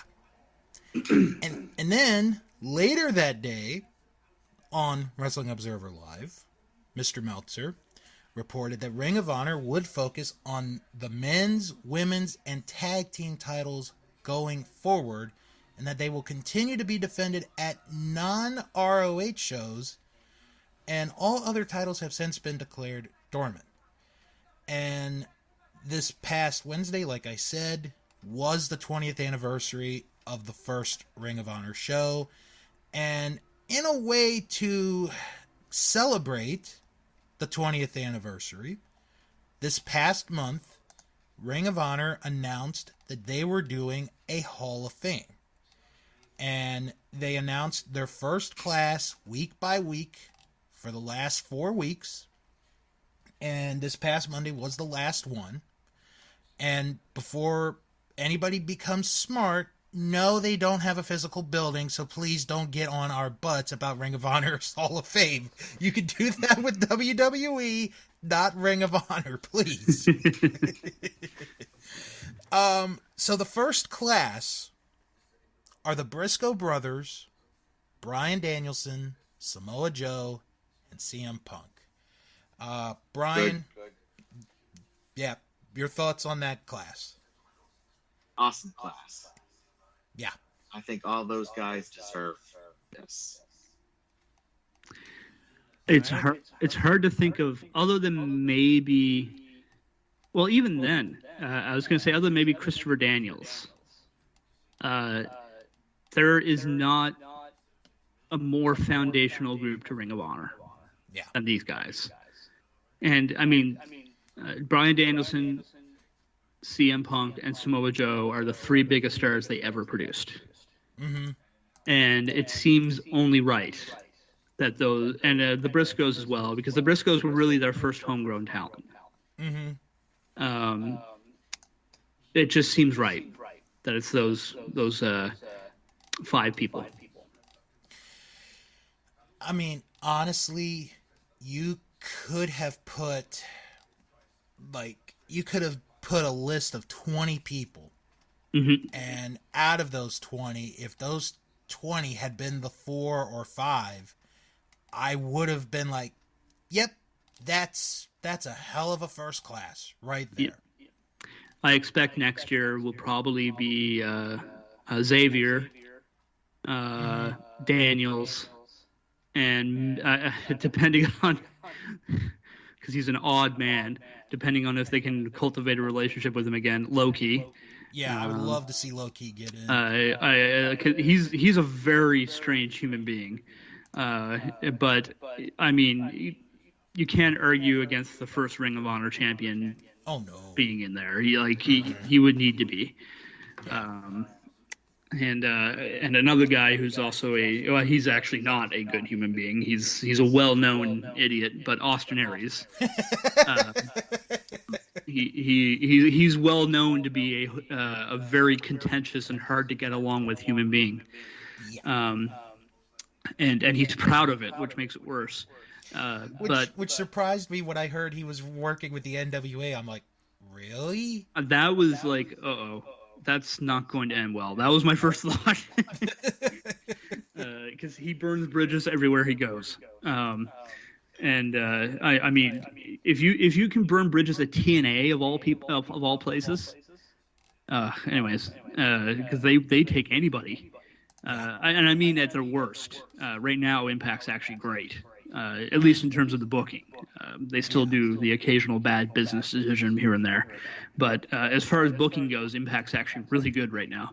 Mm-hmm. Their last pay-per-view was awesome. No Surrender. Good show.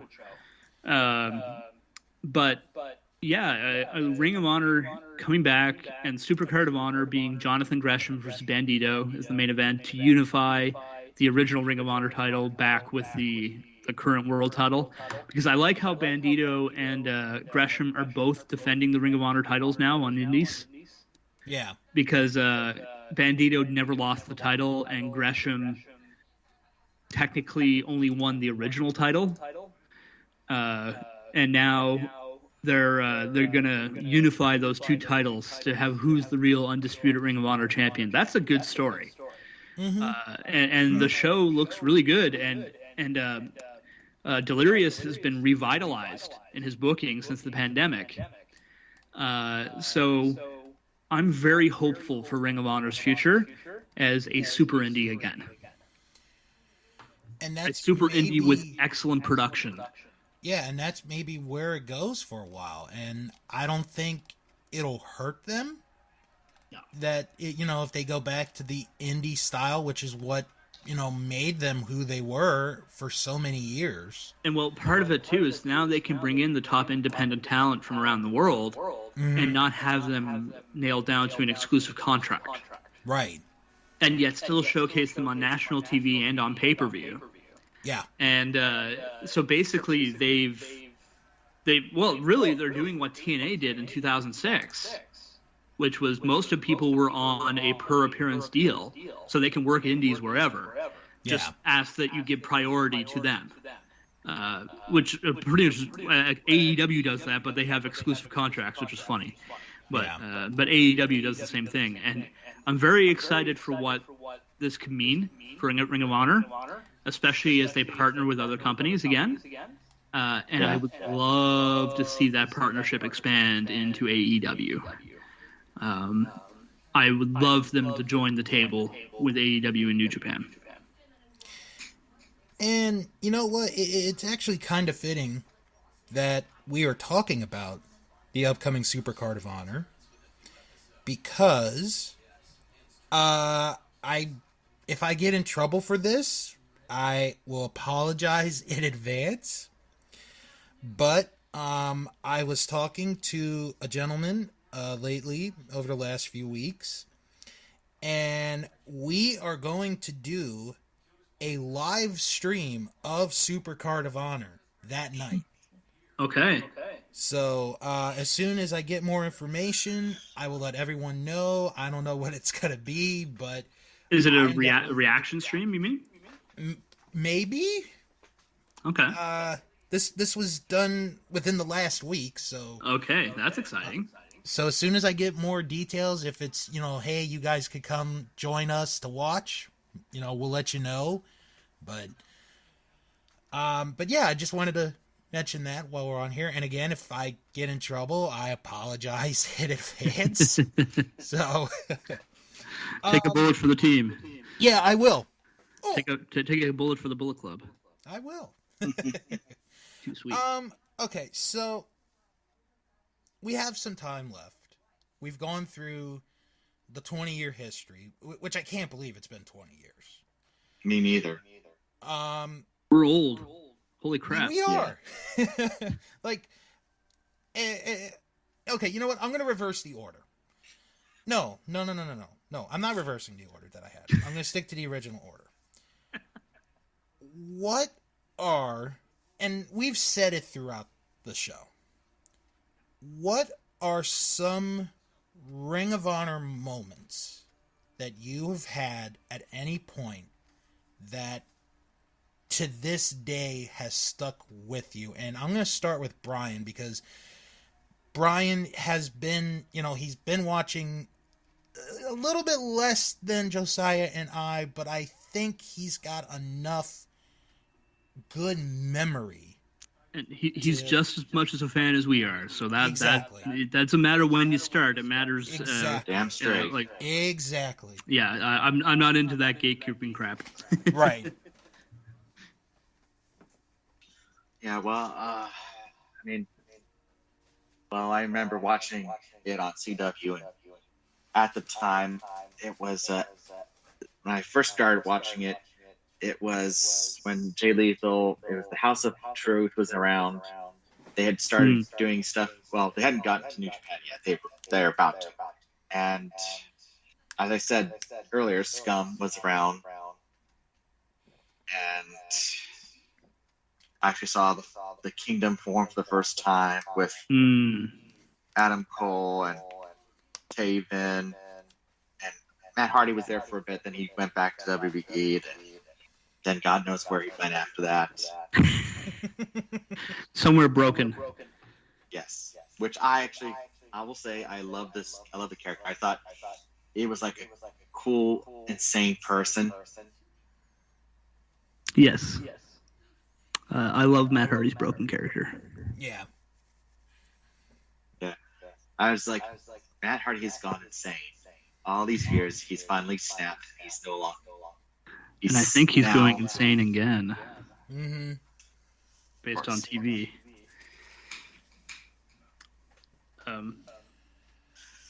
Any other Ring of Honor remembers? Oh, yeah. One is actually, this was at another wrestling show. I'm the best man for one of my good friends. You know him, Bill, Kevin Durant. Yep. and it was in Ocean City. We were going. We got tickets to a house show for WWE house show, and wow, this is during the halftime. We walked around, and some people were talking, and I overheard someone saying, "I actually saw Mark and Jay Briscoe in the audience with That's their amazing. dad, I think Jay's son, I think." And I was kind of like, Kevin's like, "Why don't you go say hi if you know him?" I'm like, I don't want to bother him. Kevin's like, "Just go, Brian." So I approached very cautiously, and then I said, "Excuse me," to Mark, and I said, "I've watched you guys on Ring of Honor. You guys are awesome." He gave the smile. It's like, "Well, thanks, brother." I can see Mark saying that. Yeah, that was like the first time I actually started, trying to do the wrestling conventions. That inspired the wrestling convention going.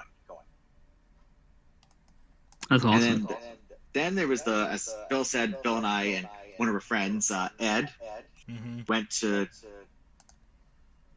New York to see the Madison Square Garden show. And I think we were staying at a hotel that was like down the street from.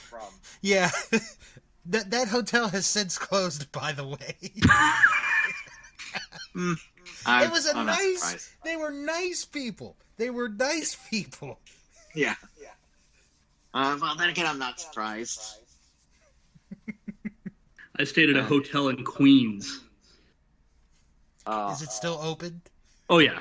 Okay. Yeah, it was a nice hotel. It wasn't Lucky it wasn't like top of the line, but it was. Oh no, neither was ours. But no, hardly.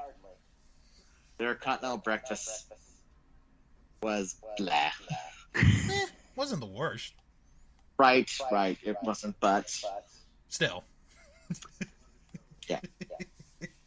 And there was like right across the street. They had following day was a flea market. Yes. Oh, it was so fun, Josiah. We got in for $1.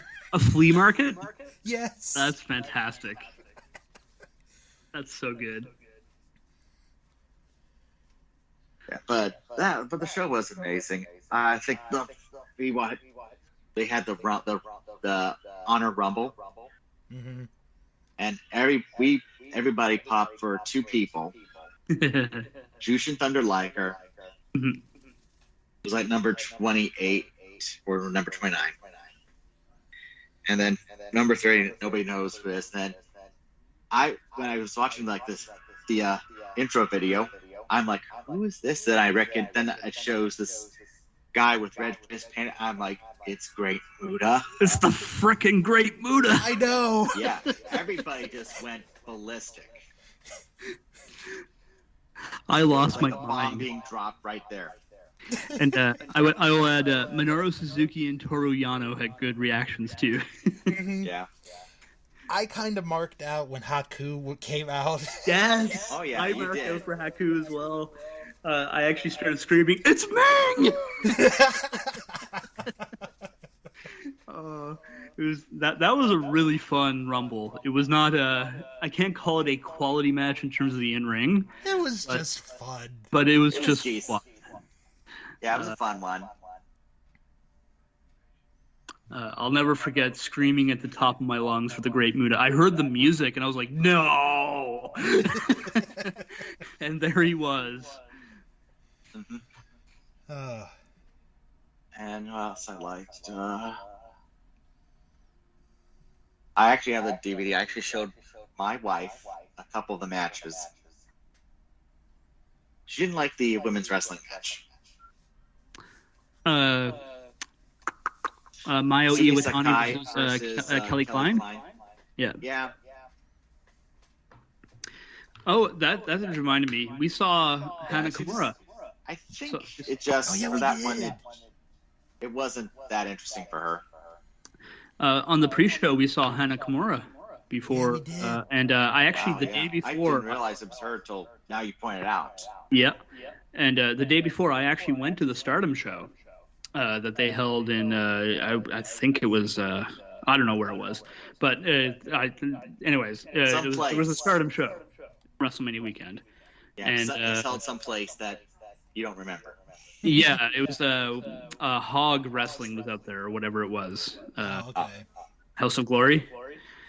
I think there was some sort of super show in those areas like that.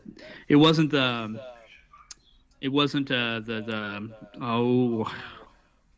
what's the name of the super show usually every WrestleMania weekend?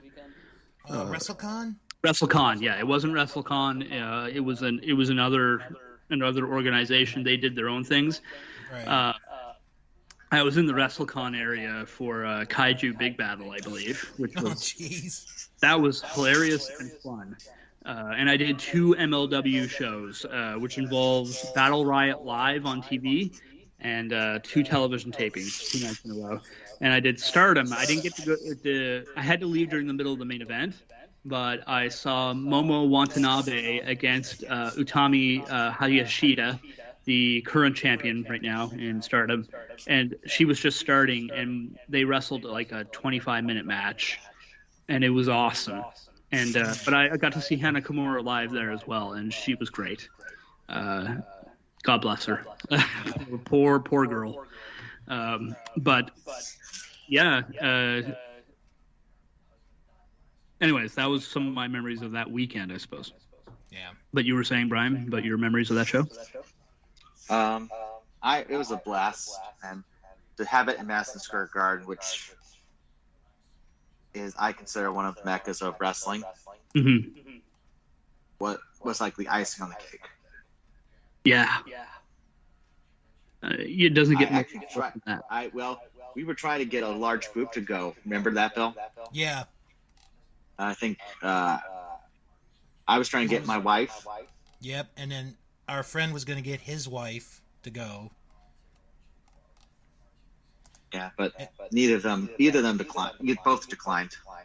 Yeah, which was understandable. Yeah, especially if you're not a wrestling fan. Yeah. My wife's a casual wrestling fan. I took her to the Maryland Championship Wrestling show over, which was in Culpeper at the time. Right. And we had front row seats. Oh, nice. That's fantastic. Indie shows up close are fun like that. Mm-hmm. Which she enjoyed that. When she asked a lot of questions about wrestling, I know people, some people get annoyed after a while, but I was very patient with her, and I just explained each person what they were doing. I have always told that to people who are new to wrestling. Don't be afraid to ask questions of fans like myself and things like that, because I have seen more wrestling than most people do in their lifetime. And I don't mind helping introduce people to things. Yeah. I've done that for people with New Japan, and I've done that for Ring of Honor, and I've done it for WWE, I've done it for WCW, those kinds of things. And I've done it for indies. I've brought people to indie shows, and including my father, which I brought him to an indie show, and he had so much fun. Oh my gosh. Did you have any moments that you wanted to mention, Josiah? So for Ring of Honor history, the moments that I had in mind, I remember Samoa Joe's title reign as a whole. That reign was, I think, one of the defining reigns for Ring of Honor, of where this became not just another indie, but a company that was to be reckoned with, and were changing the culture of wrestling from underneath. Slowly but surely, and making its way towards WWE, to even now, where the in-ring style is very similar to what you would have gotten in Ring of Honor, although a little more choreographed, because WWE scripts everything out. Yeah. But I guess NXT 2.0 is the exact opposite, though, because they're going away from indie wrestlers. But I don't think it can be overstated how important Ring of Honor has been to wrestling.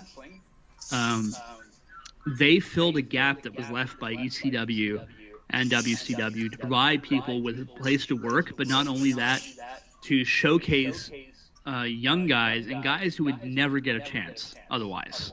Yeah. Like at that time, WWE was kind of like what they are right now.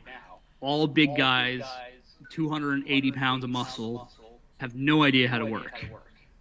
And they even had an early women's division where they had Allison Danger and Sarah Del Rey, who's one of the trainers in WWE now. And they've had all these people who were kind of like the forerunners to even the TNA Knockouts division. And they started to showcase that because through that they partnered with Shimmer and Shine. And they were able to kind of build an underground resurgence of women's wrestling as well, especially with Shimmer. Yeah.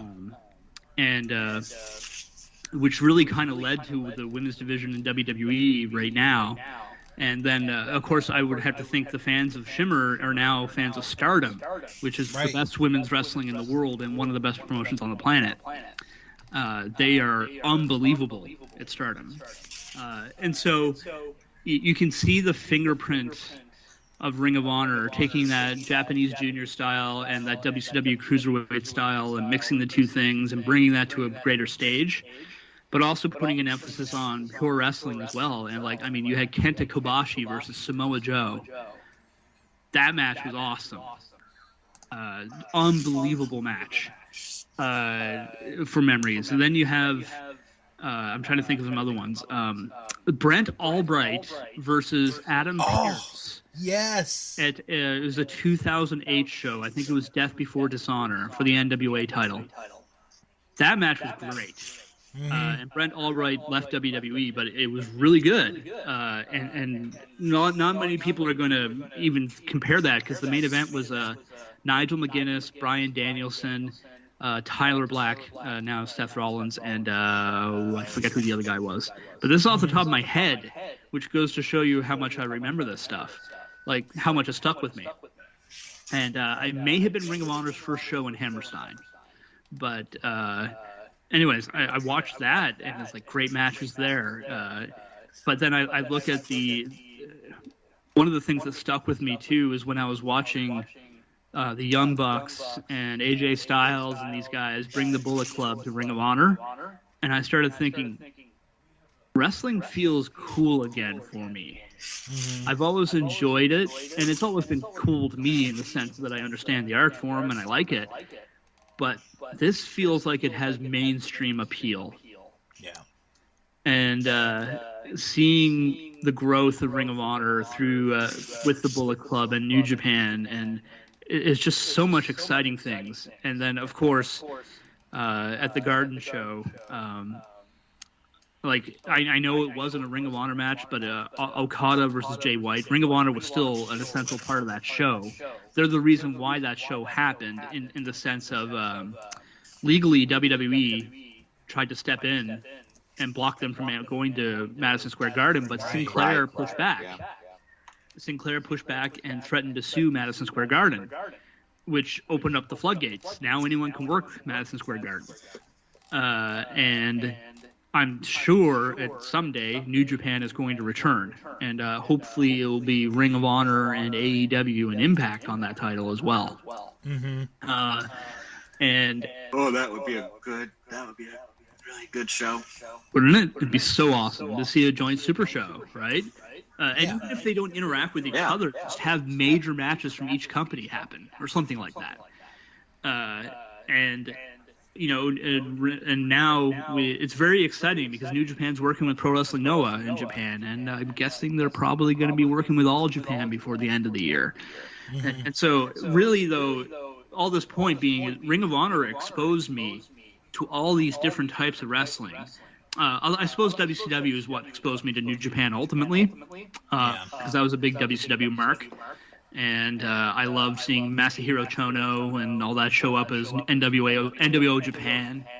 and they exposed me to CMML and AAA as well, which is how I became aware of the wider world of wrestling. You never talked about that in WWE, but you talked about it in WCW, and I feel like the tradition of, even though WCW was a mess at the end, the tradition of recognizing the wider world of wrestling was carried on in Ring of Honor, and really laid the groundwork for AEW.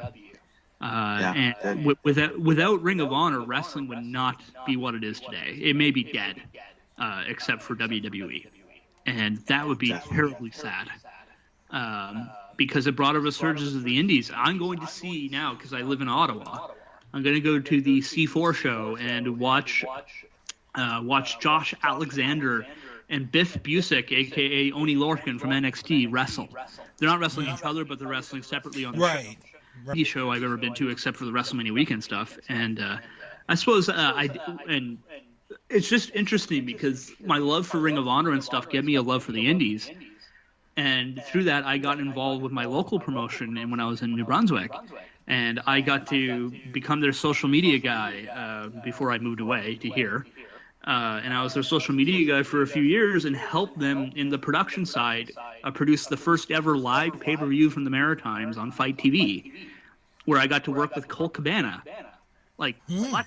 Oh, wow. Like this is like it didn't make air because we didn't have the time. But before the show, we did a pre-show promo with Colt Cabana, and for lack of a better term, I was a producer of that segment. It really wasn't me doing anything. It was just me pointing a camera and saying, "This is what this guy said, and this is what we need." Mm-hmm. And then Colt Cabana cut a promo off the top of his head, and it was awesome. But the fact that I got to do that's really interesting, and a kind of a nice little story I can have as a part of my life. Yeah.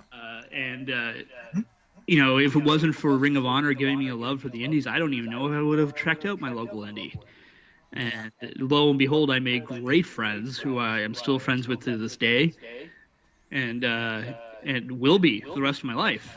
I met some really wonderful people, and I got to be a part of the production side of a wrestling show, which is remarkable. It was really fun. It is a whole different thing to be on the other side of the curtain and know generally, and in some cases specifically, what is going to happen and anticipate it, like a character turning heel that you never expected, or things like that, and getting the exact reaction we wanted. That is another level of fun, I gotta say. Although sitting in the stands and being a fan is just as fun as well. Mm-hmm. There's two different. It's just two different types of fun, and I've gotten to see both sides of that. And it was Ring of Honor that inspired my love for that. So I guess I could say Ring of Honor is a significant part of why I am a wrestling fan. For me, obviously the show at Madison Square Garden, that's one of those things that you just take with you for the rest of your life. Historic. It is, yeah. One thing that I was thinking about while both of you were talking was I was able to show my grandmother when she was still alive the main event from the first show, and this was about a month and a half before she passed away. And I remember her reaction, as only a grandmother could be, because, she laughed and she's like, "Oh my gosh, these guys have got to be hurt," and, is this 95-year-old woman, sweet as could be. And it was just, and it was just one of those fun, moments that I had, one of the last good moments that I had with my grandmother. And then being able to go to the Ring of Honor shows in Manassas, Virginia with my dad. We went to all but one show when they ran in Manassas, Virginia. And the only reason we didn't go to the one was because it was the week before Christmas. So we both decided, we're not going to go. And then we found out like a few days before that, we're getting a big snowstorm that weekend. So, it was like, I don't know if they're even going to do a show. They did end up doing a show. What year was that? That was 2009, that one show. Okay. So, but they were there for like a 2 or 3 year period. Okay. For me, it's the promotion that saved me from being out of wrestling. If it was not for that first show, I don't think I would be here today talking to the both of you and talking to whoever is listening to this podcast about something that I've loved since I was a kid, pro wrestling, and a promotion that I have stuck by with since I was a teenager. It's kind of like, I'm gonna use a sports comparison. Ring of Honor is kind of like that first team that you really root for, because like during the Monday Night Wars, I was watching both. I was watching WWF and WCW, so I didn't have a rooting interest. But Ring of Honor was something different. There was something different about it that made it like, I can get behind this. This is like my kind of stuff. And I mean, it's just so many good shows, so many memories. I mean, we've mentioned it for the past 2 hours, everything, and some of like the moments that we kind of remember because of Ring of Honor. Like my brother's wedding, like I mentioned earlier, was the same day as the first Punk Joe title match, which I don't know what. It's just one of those weird things that I remember still to this day. But it's just Ring of Honor's meant so much to me, and because of I'm not saying in particular because of Ring of Honor, but I've been able to do something that I've wanted to do since I was a kid, and that was cover sports and then wrestling. Getting to go to the press conference with Sinclair 10 years ago, and just one of the great thrills that I ever had, and it was possible because of Ring of Honor. There's nothing else that you could really say. So I have one last question to wrap up this show, and this is for all three of us. When Ring of Honor does end, whenever it is, hopefully not for a long time, but when it does end, what is the legacy, the impact of Ring of Honor? Oh, that's a good question. I'll go. Go ahead, Brian. I'll let Brian go first too. I was thinking that. For Give me time to think. Ring of Honor, like you said, Bill, it helped me stay in touch with wrestling. I mean, at the time, WWE was everywhere, and it was just becoming the same thing over and over again. But with Ring of Honor, there was something new and new energy. And from there, actually from New Ring of Honor, and that's where I started diving in to other promotions. Well, Impact Wrestling was the before Ring of Honor, but I wasn't much of an Impact wrestler at the time. Right. But I started getting into New Japan, and then it also helped me go into looking at the wrestling territories that occurred before WWF became an empire. Mm-hmm. It's okay to say call him an evil empire, isn't it? Yeah, it's fine. Okay, evil empire it is. And what do you mean we're evil, pal? We've done good for humanity. We're reforming Saudi Arabia. Yeah, so it just Ring of Honor has it's going to be one of my favorite promotions. It also helped be a springboard to a lot of guys. As I could name, I'm not going to name all of them because that would just take forever. And, right, we'll be here all night. Yeah. And the amount of stars they created, it's ridiculous. It is. So I think I give them the credit for there.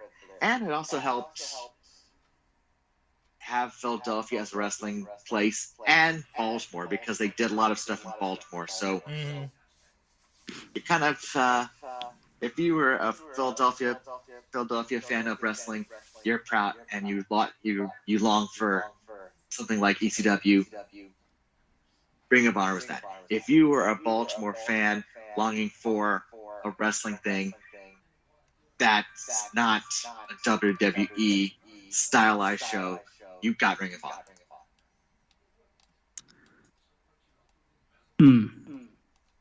Yeah, and I like how you noted that it was the follow-up to ECW, but was completely different in so many ways. Although the exactly. like you would get Rob Van Dam and Jerry Lynn wrestling these kind of matches, for example. But it is interesting that Gabe saw this new style and thought, we're not going to go the hardcore route. We're going to go traditional pure wrestling and go back to like the basics of territory style booking, but have modern in-ring. Very interesting philosophy that worked very well.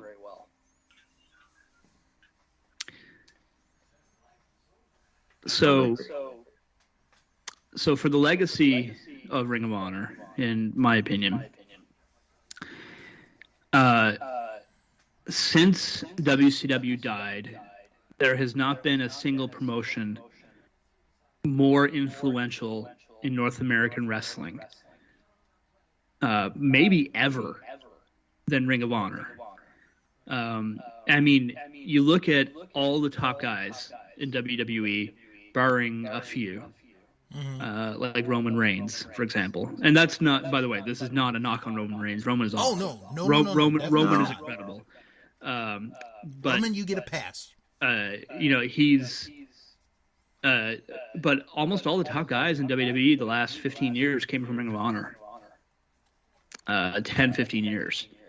And then you have a whole bunch of mid-card guys as well. Cesaro, who just left. He left today. Yeah. Apparently. Oh, did? Claudio Castagnoli is back. Damn time. They couldn't come to terms on a contract, and Claudio left WWE. And as I said it before, about damn time. Yes. And the kings of wrestling are both free agents right now, Chris Hero and Claudio. Maybe we can. My wrestling league can use them. And, and the Crockett Cup is coming up. Yes, it is. And they do have a TBD for that. And just real quick, because he left, it wasn't he does not have to do the 90-day complete. No, he can be on AEW tomorrow, Rampage. If it wasn't pre-taped, but he could be on anywhere at any time. Yep. And with the NWA, Chris Hero is a producer in the NWA. So,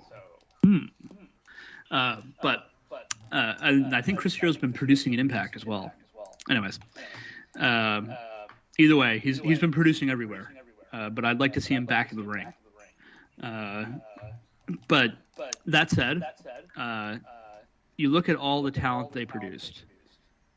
Look at the WWE main event scene right now. You got Kevin Owens. You got Seth Rollins. You got who's some other guys that have been there. I'm not talking immediately, but over the past few years. AJ Styles, Bryan Danielson, CM Punk, and Cesaro had a cup of coffee in a main event push last year. And you got so many other guys who've come through Ring of Honor. Adam Cole, Kyle O'Reilly, Bobby Fish, the entire Undisputed Era, Roderick Strong. You have all these guys, and then put this in perspective too. People who worked for Ring of Honor are trainers in WWE now as well.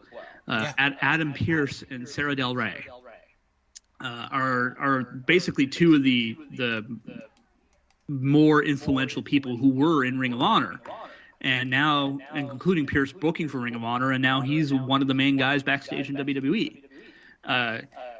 Ring of Honor transformed the business and actually played a role in cleaning it up as well, because it showcased a lot of guys who were fans of wrestling but were not like their heroes with the problems that they had in the 80s. Because we were seeing wrestlers, sadly, drop dead every week, and usually due to drugs and things like that. And I mean, there are still, of course, problems like that today, but it's far less. Mm-hmm. The party lifestyle of wrestling never really carried over much into Ring of Honor and other indies from going forward from that, where some of the old guys complain that the kids just play video games these days instead of going to the bar and getting in fights. Like, okay, which one's better? Yeah, really? Which one's going to make you live longer? Yeah, exactly. And it provided small guys a chance to showcase themselves as wrestlers who not only could have good matches, but wrestlers who could draw. Like Bryan Danielson was a legit huge draw for Ring of Honor for them. And by huge, I mean hundreds and thousands of tickets, not like, tens of thousands. But then he started selling out tens of thousands in WWE. And it gave a chance for CM Punk to learn his craft, like he talked about in that promo when he came back on Rampage. He built a home that people could learn their craft and get paid. And it provided, in a post-WCW era, a place for people not only to learn to wrestle, because the territory system was gone, and so there was no real places to learn to wrestle. And this led to a revival of the indies that gave a stage for all these guys to learn to work. And then there ended up being, hundreds of indie companies that are providing ways for people to learn their craft and get paid. Ring of Honor started the indie revolution in wrestling. And while they took the concept that was already happening elsewhere, they put it on a bigger platform because they had the bigger platform for it. With RF Video already being a major platform for ECW shows, the ECW fans just naturally, many of them transitioned to Ring of Honor.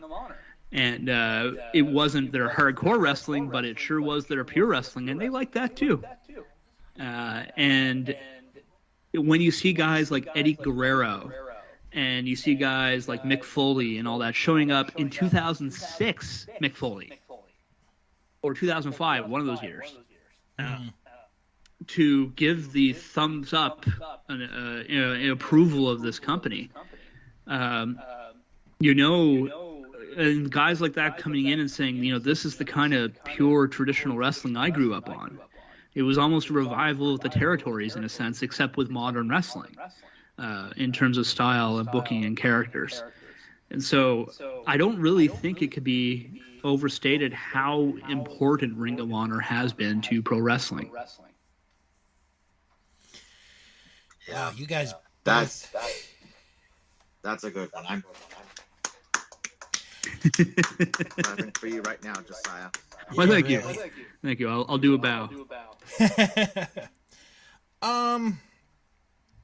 For me, I kind of look at it in three different words. The first word that I'm going to use is risk. And what I mean by that is going back to the beginning with the very first show. We talked about it earlier. They could have had Super Crazy and Eddie Guerrero main event that first show. But Gabe Sapolsky took a risk on three guys Low-key, Christopher Daniels and American Dragon to headline that first show. If he does not do that, I don't know if Ring of Honor becomes what it is today. Because sometimes your early decisions can play a big factor into its future. And that one is one of their biggest and best decisions they've ever done, was having the three-way be the main event.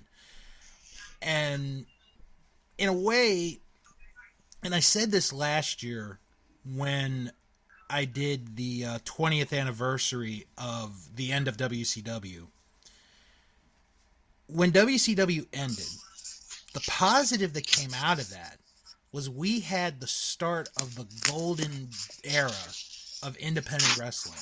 And Ring of Honor was and is at the front of that. When you discuss that time frame, Ring of Honor is at the forefront. The second word that I want to use is success. And what I mean by that is what the wrestlers have done after they've been in Ring of Honor, or even still in Ring of Honor. And I want to bring up WWE and AEW. In WWE, right now, they have two champions that wrestled at one point in time for Ring of Honor. Sami Zayn, when he was El Generico, is the current Intercontinental Champion, and Damian Priest, when he was Punisher Martinez, is the current United States Champion. If you look at AEW, their world champion right now is Adam Page. The last two champions, and I'm counting Page in this, the last two AEW world champions wrestled in Ring of Honor. Look at the tag team titles. The first three of the first four champions all wrestled in Ring of Honor. If you look at the TNT title, you have two guys that wrestled in Ring of Honor, Cody and Brody Lee, bless his soul. And the success of those guys at some point in time had to be from working in Ring of Honor. Because, some of those guys like Brody and Cody Rhodes, they were let go by WWE. They come to Ring of Honor or they go to AEW and they got better. And that, I think, is a big contributor to the success that Ring of Honor has had. And the final thing, and Josiah hit it on the head, is how big of an influence Ring of Honor has had. Because, yeah, we've had other promotions. We've mentioned WCW. We've mentioned ECW. We've met, there's the AWA. There's World Class. We could go on listing so many other promotions that were around, that aren't around, that did have, an influence. And they all did. Every one of them does in their own way. But I've never lived through a time where a promotion like Ring of Honor has had such an influence on an entire business. Like, I've never seen it with football. I've never seen it with baseball. I've never seen it with hockey, where it's like an individual or a team or an organization. Maybe the Bulls of the 1990s when I was a kid, but that's really about it. With Ring of Honor, they probably have produced more stars in the last 20 years than any other wrestling organization has. And I really hope come April the 1st that they continue that, because that is the lasting impact, the lasting legacy of Ring of Honor, is having this influence, and it's been all good. There's not one bad influence that Ring of Honor has had on the business, and like I said, even when it's gone, because things do come to an end. They do. We don't want them to, but they do. I hope when we're all old people and we're sitting in our rocking chairs and people ask us what Ring of Honor was or what Ring of Honor was like, the words I want to say are the single most influential promotion ever. And I hope that comes true someday. That's a good way to end it, I think. Yeah. Brian, I know you have your fantasy wrestling league. Why don't you plug that real quick? Right. Well, we have Hybrid Championship Wrestling, or HCW. It's a fantasy wrestling league where I have a bunch of original wrestlers go up against the best of the legends of wrestling, as well as the one independent wrestlers. So you have your Ring of Honor, you got your AEW, New Japan, CCW, etc., and Impact Wrestling, and etc., etc. And they're available on YouTube under the name Video Max 9, or you just type in HCW and you'll find it. This Friday is the show Friday Fights, and the group is gearing up for the next show, Emerald Decades, in March. All right. We also are on Facebook, but I'm kind of off Facebook right now, so. Yeah, he's taking a little bit of a break, which I totally understand. I feel that. Yeah.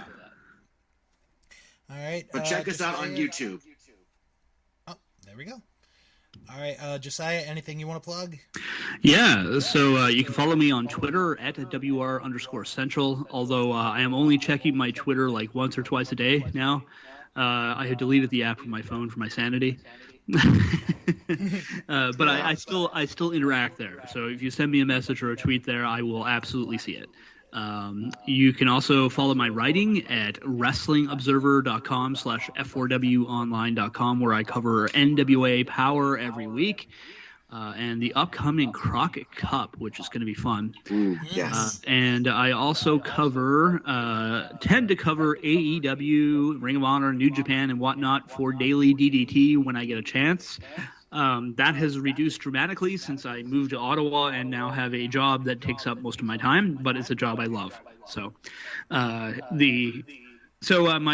coverage there has decreased a little bit, but you can still read my stuff there, and there's lots of other wonderful authors there. So give them your clicks, get them paid if you click on their articles. Please do so, because they are wonderful people at Daily DDT as well. And so yeah, that's where you can follow me at WR_Central on Twitter. I will someday in the undefined future, once I get a handle of my new job, I will like to launch a podcast, but I'm not there yet. And I will probably stream it on Twitch as well. So WR_Central on Twitch if you want to follow me there. And that is it. All right.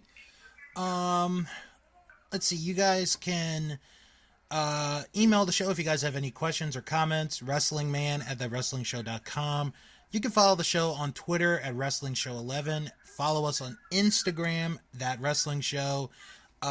Join the Facebook group, That Wrestling Show fan group, where we have over 500 members from literally all over the world. We talk about pretty much anything and everything that is pro wrestling. And some crazy guy who just moved to Ottawa is in that group. Yeah, I've heard. This week, this week on Sharks Pond, a South Park podcast, it is the season 14 finale, where I will review Creme Fraiche. Also, check out this weekend, Bill Learns Kingdom Hearts, where Jim Boy Star has a major announcement about our season 3 that'll be coming up real soon. And I do a little side project, the DK and Bill Wrestling Podcast, myself and my good friend DK from Canada. We talk about old school wrestling, but we talk about current wrestling as well every once in a while. This week, we did an unbelievable show where we reviewed Over the Edge in Your House from 1998. My first time watching that show in years, so you guys are going to want to check that out to hear what we thought of the show. That is the DK and Bill Wrestling Podcast. All right, next time around, honestly, I have no idea. Oh no, yes I do. Actually, I do apologize. Jim Boy Star is going to join me next week, and we're going to preview AEW Revolution. We're going to make our predictions, look at everything that's led up to that show, and so much more. So, on that note, third guest for that one, let me know. I'll let you know. Everybody have a good, safe weekend, and to everyone who has ever worked at Ring of Honor, thank you. It has been our honor to be your fans. Yes, thanks, guys. Adios. Adios. Peace out.